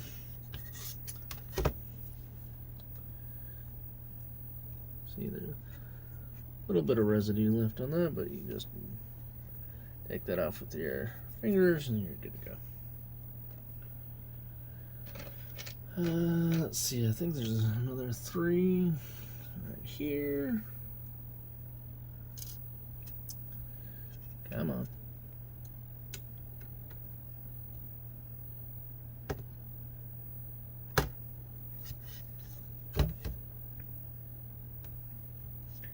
Just press down on it so that they're as flush as they can be.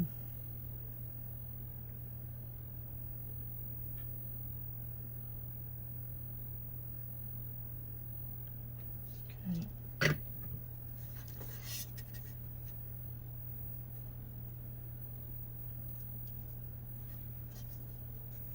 Still a little warm.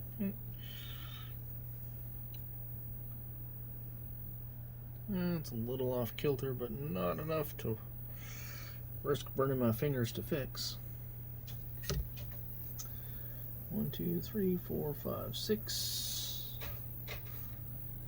2, 4, 6.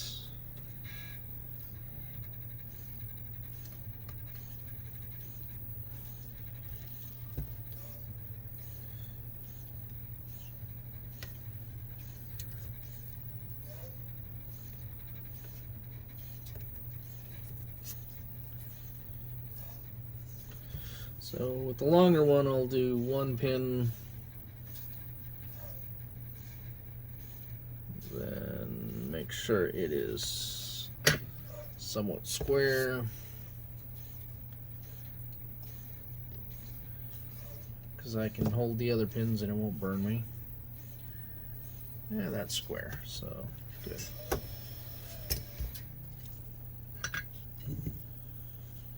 And I can I don't lose track of the damn thing, which I just did. Should be right there. There it is. Duh.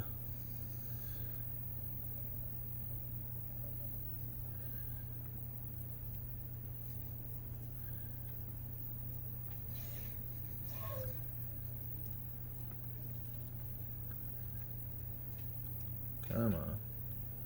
I hate when those solder curls over here.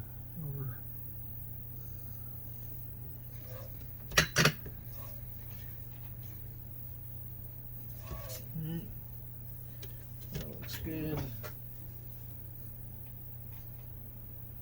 Okay. One over here, it's a 4-pin. 4-pin there.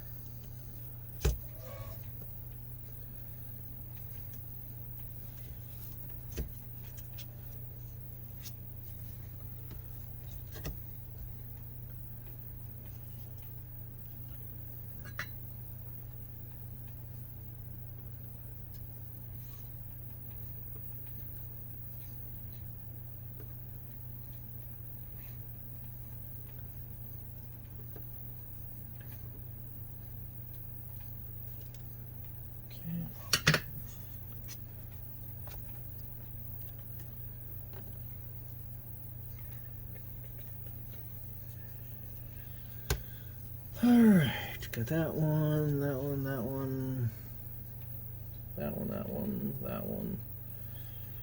I think that pretty much does it for that. Then we need to put this header in. We're going to consult the picture, which way it goes in. So the little notch here, according to the picture, goes inward. Okay, are we not? Do we have a bent pin? We do have a bent pin.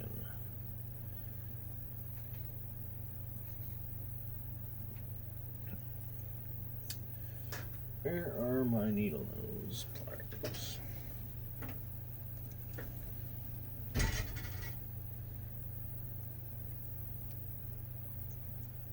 Okay, just gotta bend that back out a little bit. Nope, that's not gonna happen.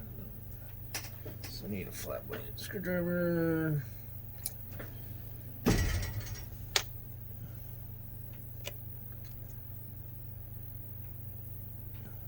it back like that.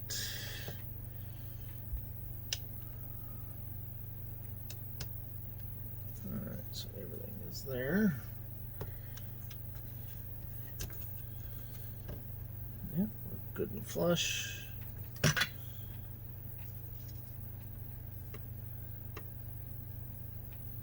that one in.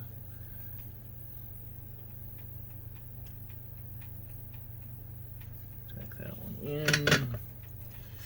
Double check I got the notch in the right direction. Good and flush.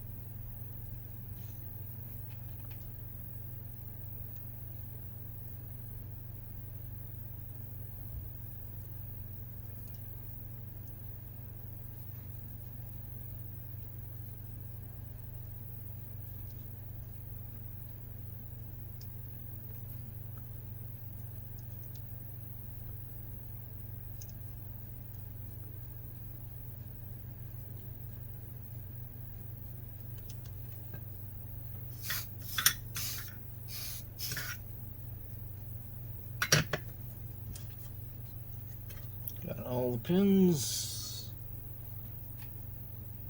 They look fairly consistent. Not perfect, but consistent enough. Okay. Next, we will do this. Any bent pins? Nope. What's nice is it's got these little holders on the sides, So you don't have to do anything really special to hold it in, don't have to tack it in, just snap it in and go. Now these have a little bit bigger pads on them, so take a tiny bit more solder. Not much.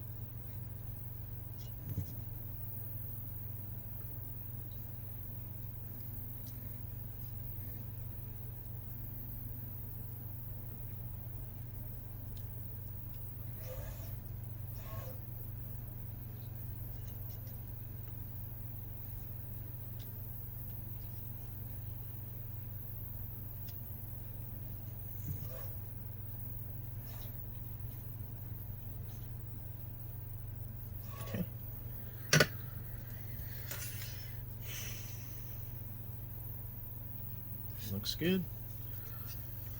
Alright, now the final one. A little bit bent on those pins.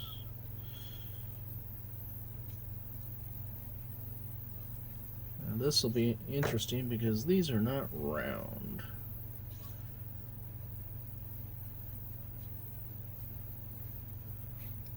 Okay. Square peg round hole. Got a little square there showing that this handle goes there.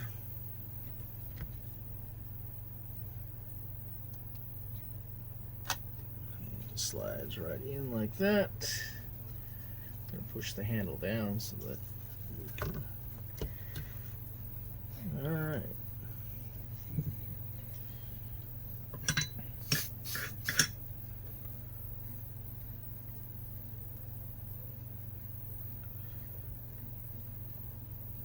Push that down, make sure it's flush. Push that down.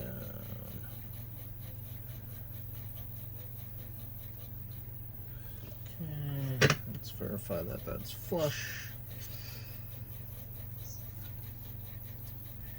Yep, alright.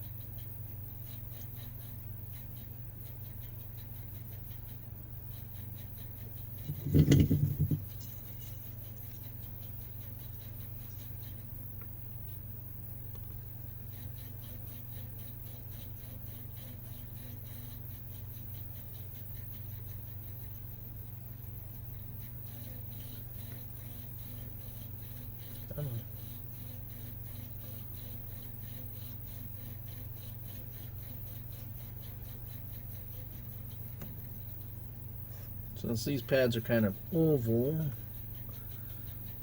it's going to be kind of like a Hershey's kiss that got squished a bit.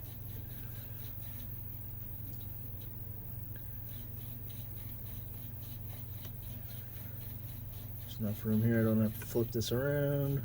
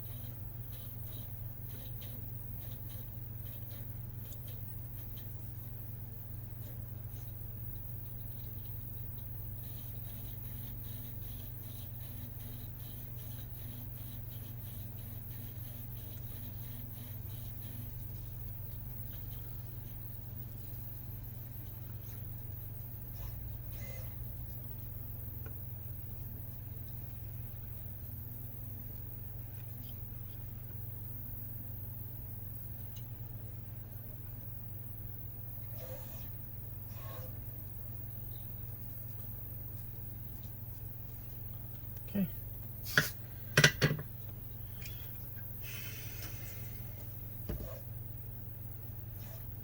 Everything looks good. Alright, so the last thing we need to solder in is the LED. LEDs are polarized. If I remember correctly, the longer leg is positive.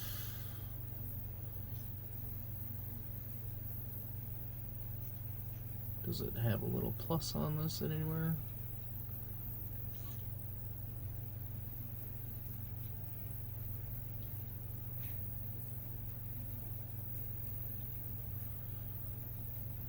I think it does. It has a flat edge. That's the longer leg, so I'm going to just make the assumption that that's the positive lead.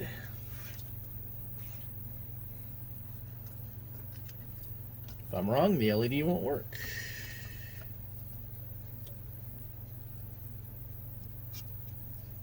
If I'm right, it'll work. Worst case, I pull it out and reverse it.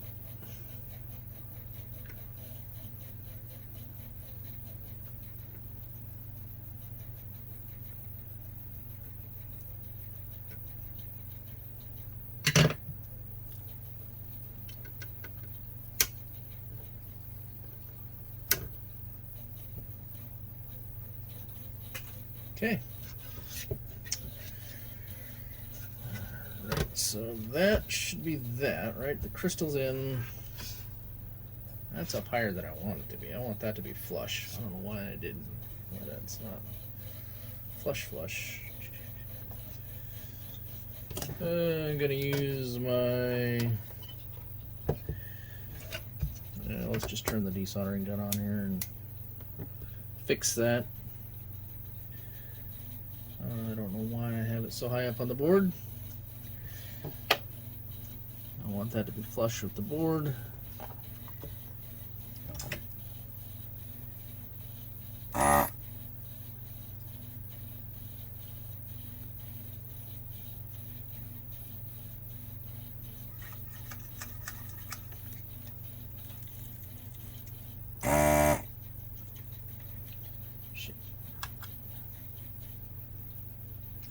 Wait, there we go. Do not put your finger on it. It'll be hot. I'm only doing one side because I'm going to push it through.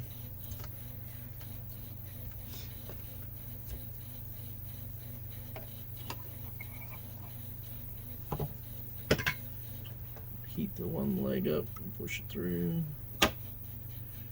And then it'll go into place.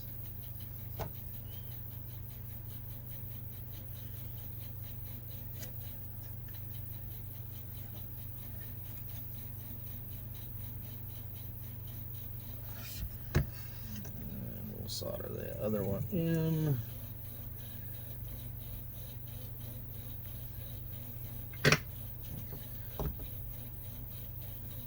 You don't want components sticking too far up off the board because then they can get damaged easier. This was a low profile one. I probably should have put that one in before the caps, but looks a lot better now. It's a lot closer to the board. Still a tiny little baguette, but that's not bad. I can live with that. Alright, my silly putty. Blue tack. Search for it on Amazon if you want it. Okay. Don't need that on anymore. Okay. Jumpers. We've got a few here.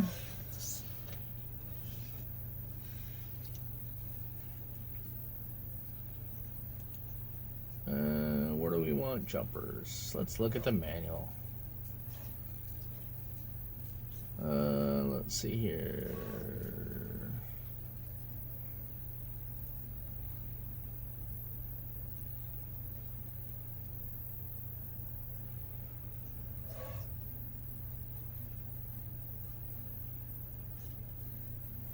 Do they not list where the jumpers go?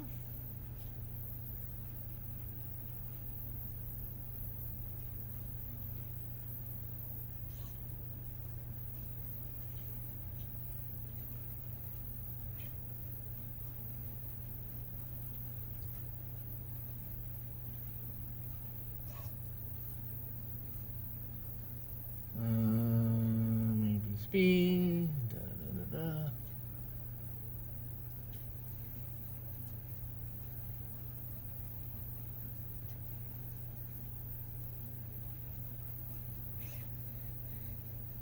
It doesn't say, but I'm pretty sure. I'll have to look at my 6502 pod and okay, that one has a jumper. If I'm looking at my 6502 pod.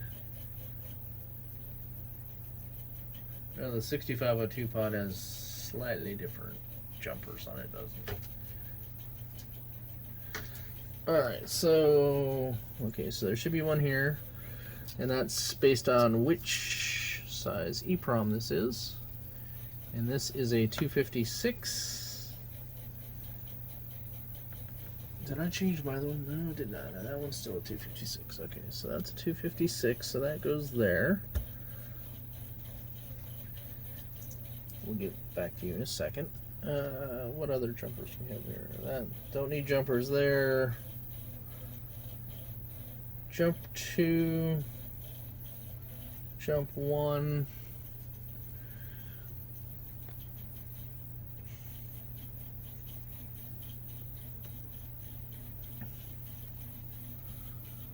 Looking in the manual here to see what it says. I don't see any notes about the jumpers.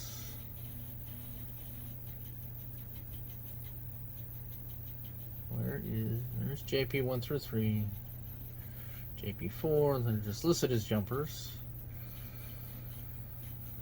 And of course the picture doesn't show jumpers installed, does it? Nope, the picture does not show jumpers installed. Which I'm not surprised, it's just a picture of where everything goes.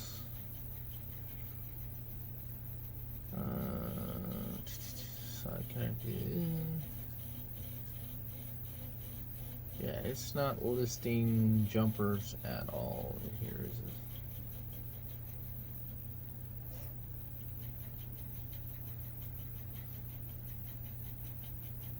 Well,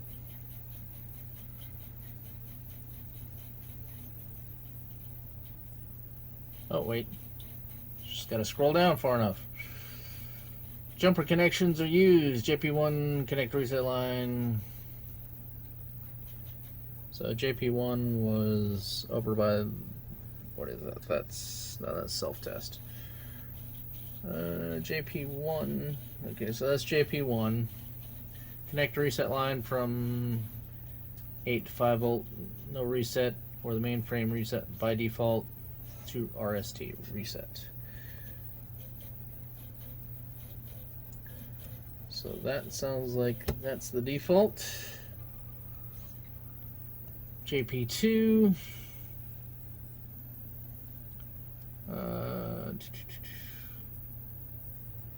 By default 5 volts. JP2. JP3 I already did, which was that one, and then the self-test.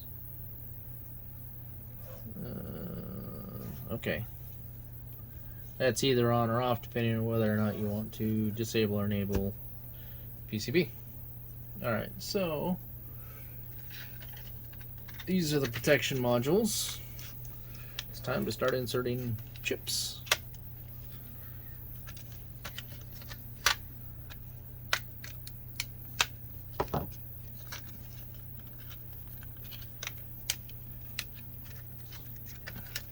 Come on out.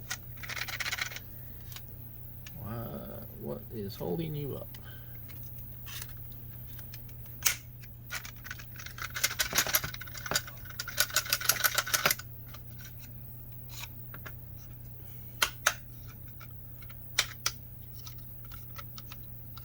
Okay, throw that in the trash. All these are identical.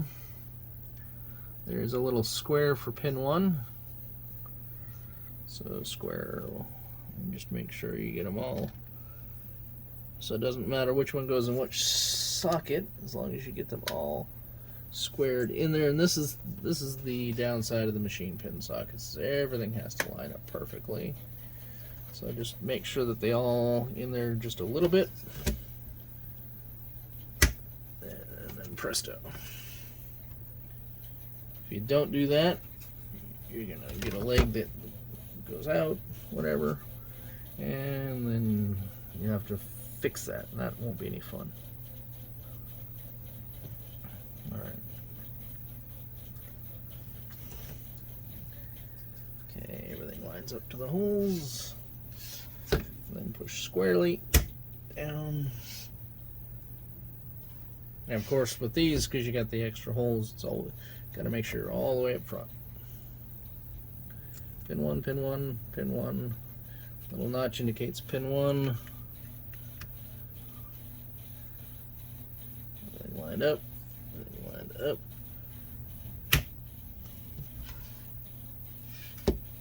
And you can look inside too to see if anything came out, which nothing did. Sometimes it doesn't sound great.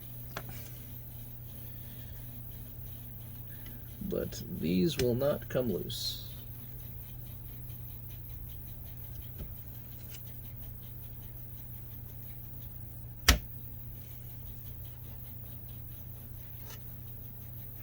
Just make sure they're flush against the socket, so that you know they're inserted all the way. Now these are fairly easy. The ones that are going to be a pain are going to be all those, because the legs have to be pretty much perfect. Okay. So that's a 2. Alright, now the fun part. Well, I know this one. This one's easy. This one is the Resistor Pack.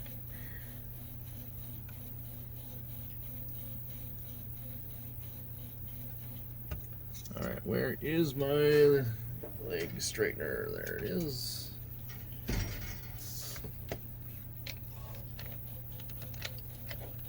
It's a handy little tool. They're cheap. Perfect. See? Alright, so EEPROM, let's go ahead and take care of that one. Oh, there's a screw. Is it coming loose? Nah. I just didn't use a flush one for some stupid reason.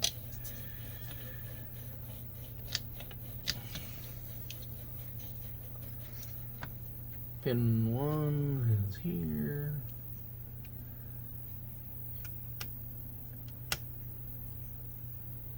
Everything there. Perfect. The downside, though, is that it's more challenging to get those out, too, a little bit, because they do not want to come out willy-nilly. Okay, so That's a 74 LS 112. 74 LS 112.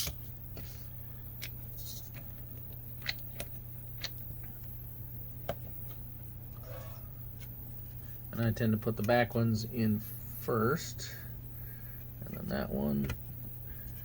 That way I can see that they're lining up. 74 LS to 112. Okay, so this one is a 74 LS 08.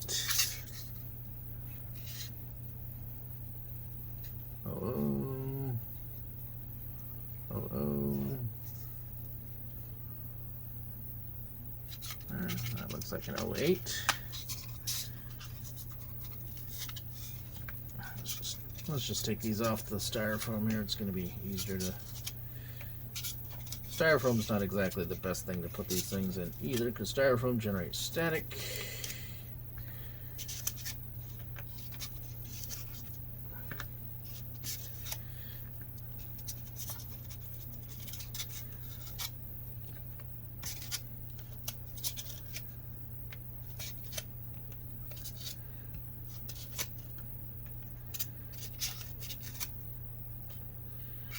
That's the funky one. I know where that one goes.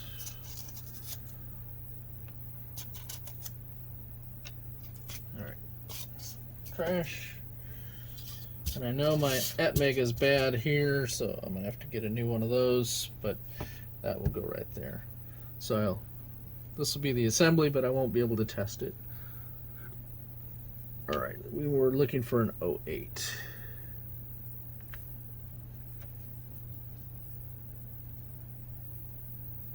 Oh, 08. Well, that's an F08. Okay, are they both F08s? If I just have an 08, I will use an regular 08.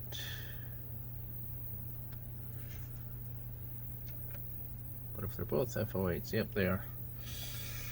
Speed matters in some cases. In this case, probably does not. All the notches are going to be to the left or to the top.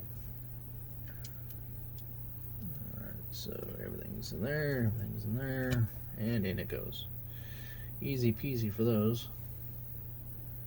That's a 74 LS04. Now I think this is the one messed up on the, because there was that's an LS04 there. So we're good to go with that one. Notch to the top. Everything lines up. And straight down. Don't do it at an angle, otherwise you'll bend the legs and you'll have all sorts of fun. 112, I saw 112 here.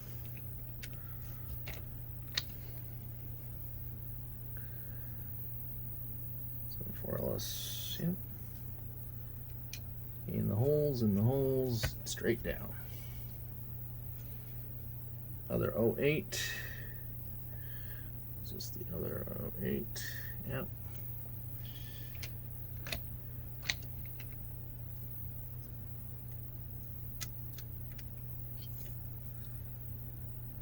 Straight down. No problem. Notch, notch, notch, notch, notch. Did I just put that in the wrong spot? I believe I did.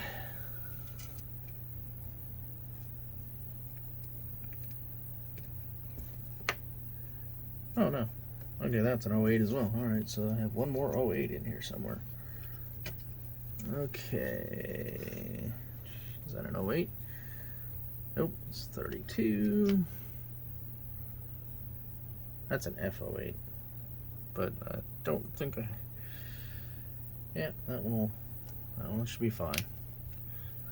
Don't know why I got an F08, but that's what it came with.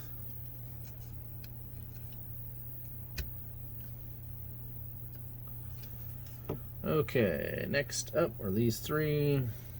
There's a 0, 0. So that's a 0, 0. It's 138. Is it just 1, 0, 0? Yeah, it's just 1, 0, 0.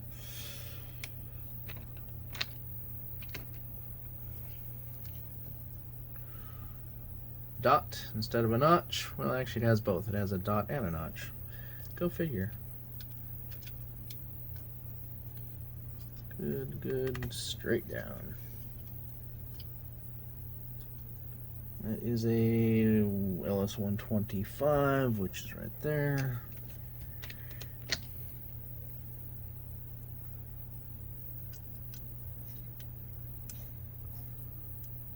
Come on. Yeah, see, this is where it gets a little tricky.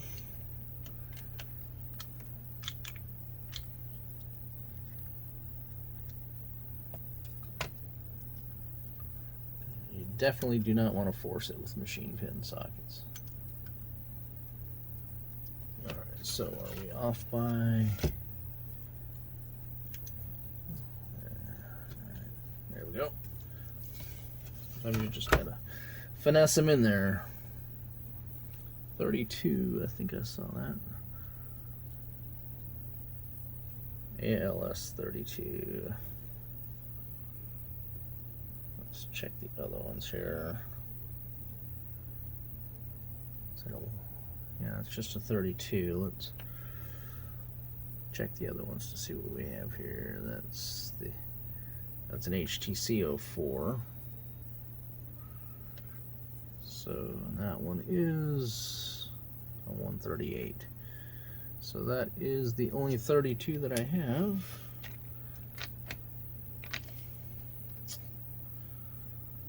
What did I do? I have to grab a 6532 out of my parts bin.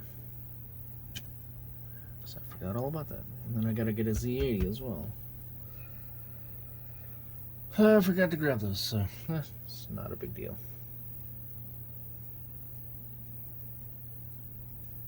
The 140 is this one. This is the oddball chip. As you can see, it's even a weird color.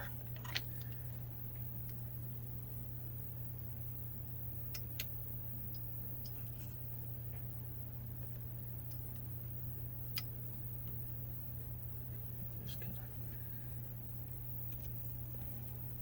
in straight down as possible. Okay, so we'll have to get those two HTC 04.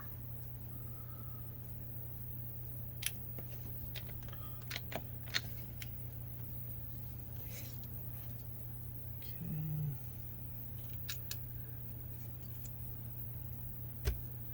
And that one's in. Okay, let's do these last two small ones.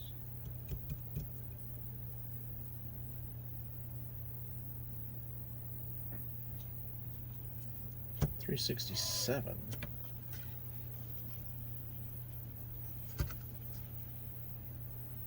138.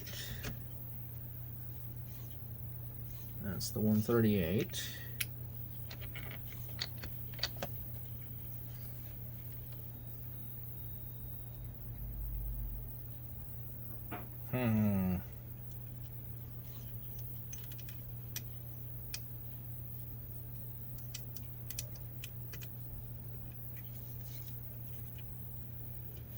I'm a little confused on that one.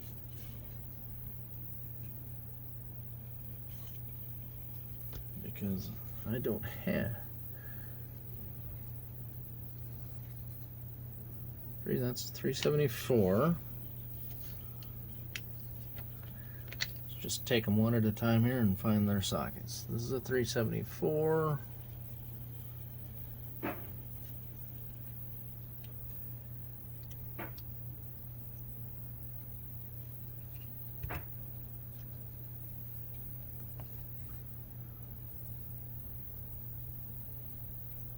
This is a 374.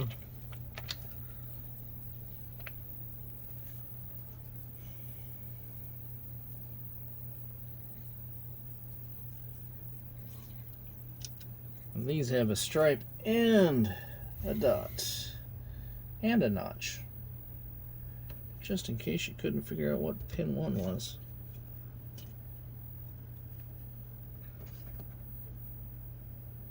Now that's 374.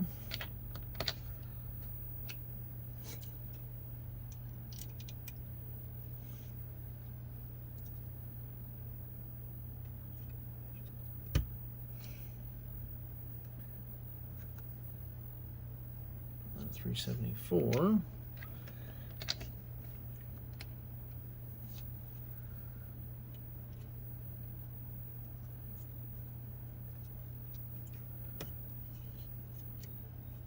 Let's double check the, yeah, that is. Check the solder mask, see if it agrees with you. There's one more 374, which is probably this one.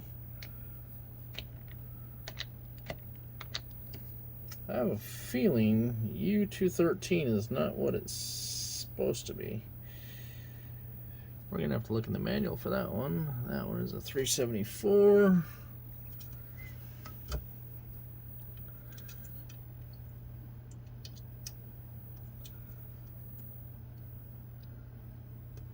Okay, so a little trick here. Goes down a bit. Not a whole lot. The trick with this is just constant pressure, not quick pressure. Alright, what do we got here? This is a 245. Are they all 245s? Yeah, 245. 245.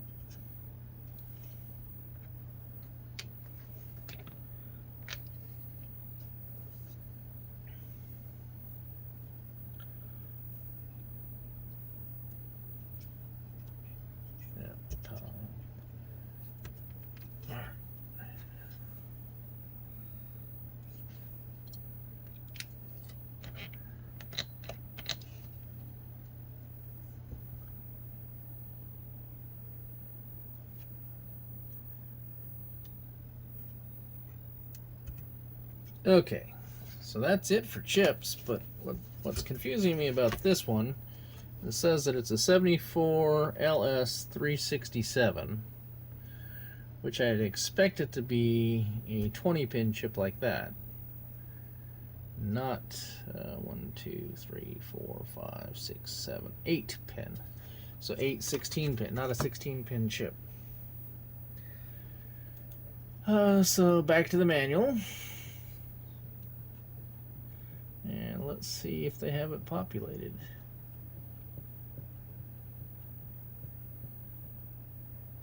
Shows it in the picture as a chip there. Alright, so then we go to the parts list, and this is 213. And it shows it as a 74 LS367. Alright, well, I have 74. Okay. They are small chips. I was thinking those were larger chips, like the 240 series. Then I need a Z80. We'll throw a B in there.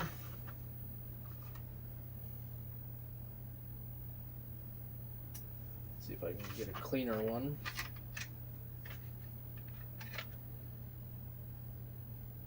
That looks like a clean one. Actually, B's are a waste. Put an A in there.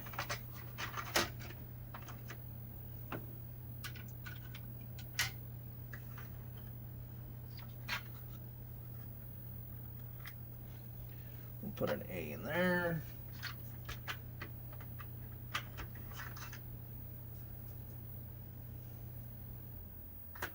And then a 6532.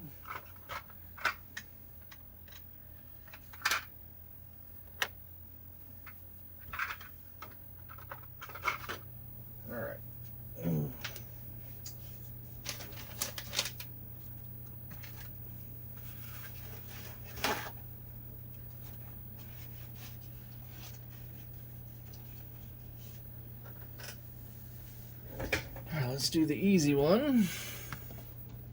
For some reason I was thinking this was going to be a longer chip because of the 300 series, but guess not. And And why my kit didn't have one in it is beyond me, but that's okay. I have them. Okay, Z80. This is Z80A. Z80B would be an overkill.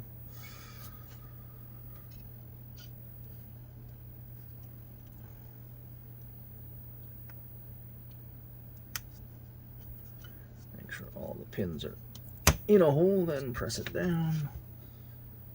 Everything's good on that. Notch is here. Actually, the dot. So then, okay, now we have the 6532 notch to the top.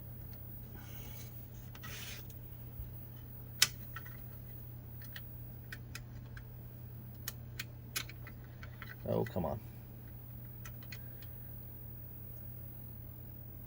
See, this one I might have to finagle a little bit. There we go. Yeah, this one we're gonna have to just kind of rolling it, gently rolling it with a lot of pressure so that all the legs bend in a little bit so that they will line up with the holes better. We're still not lining up, are we? Let's make sure we have... So the bigger chips are a little bit more of a pain than... Yeah.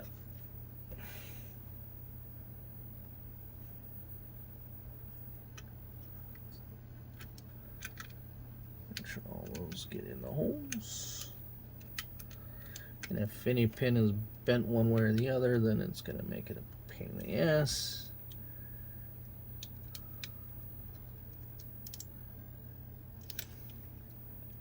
Still not quite there. Let's see if we can do this side first.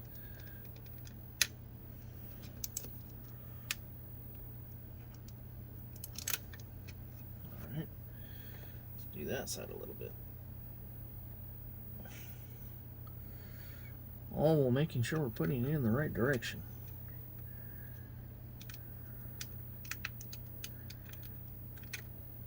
Come on. This is the downside to the machine pins.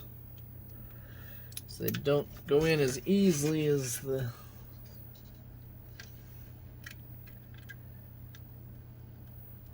leaves at an angle.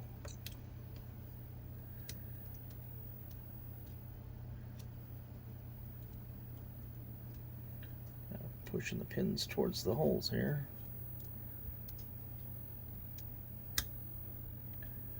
Almost. There we go.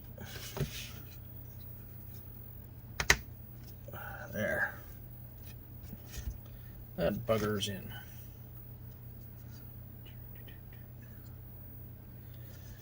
I think that's it. Let's check everything. Notch, notch, notch, notch, notch, notch, notch, notch, notch, notch. Pin one, pin one, pin one, pin one, pin one. Notch. Notch, notch, notch, notch, notch. Notch, notch, dot. Notch, notch. Dot. Pin one is that way. Pin one, pin one, pin one. Looks like it is complete, minus the defective chip here. And of course, this just plugs in here. Get it like that. So you go like this, like that, and then we can lift that up.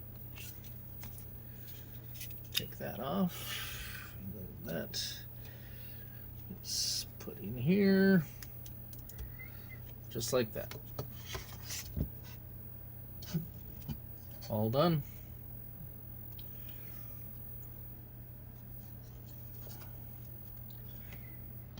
I think that was a little faster than the 6502 one. And these sockets are going to make this a lot nicer. I just got to get a replacement for that. Once I get the replacement for that, then I can go ahead and test it and then start using it. Well, that's it. Okay, I went ahead and just borrowed the Atmeg 8 from my 6502 pod, and you can see it's got the green light. And self-pod test Z80, okay. So, first time, yay. So, we'll go ahead and put that Atmega back on my 6502 pod, because I'm going to be using that next instead. So whenever I need to use this, I'll just swap it until I can get the replacement if necessary, but I'll probably get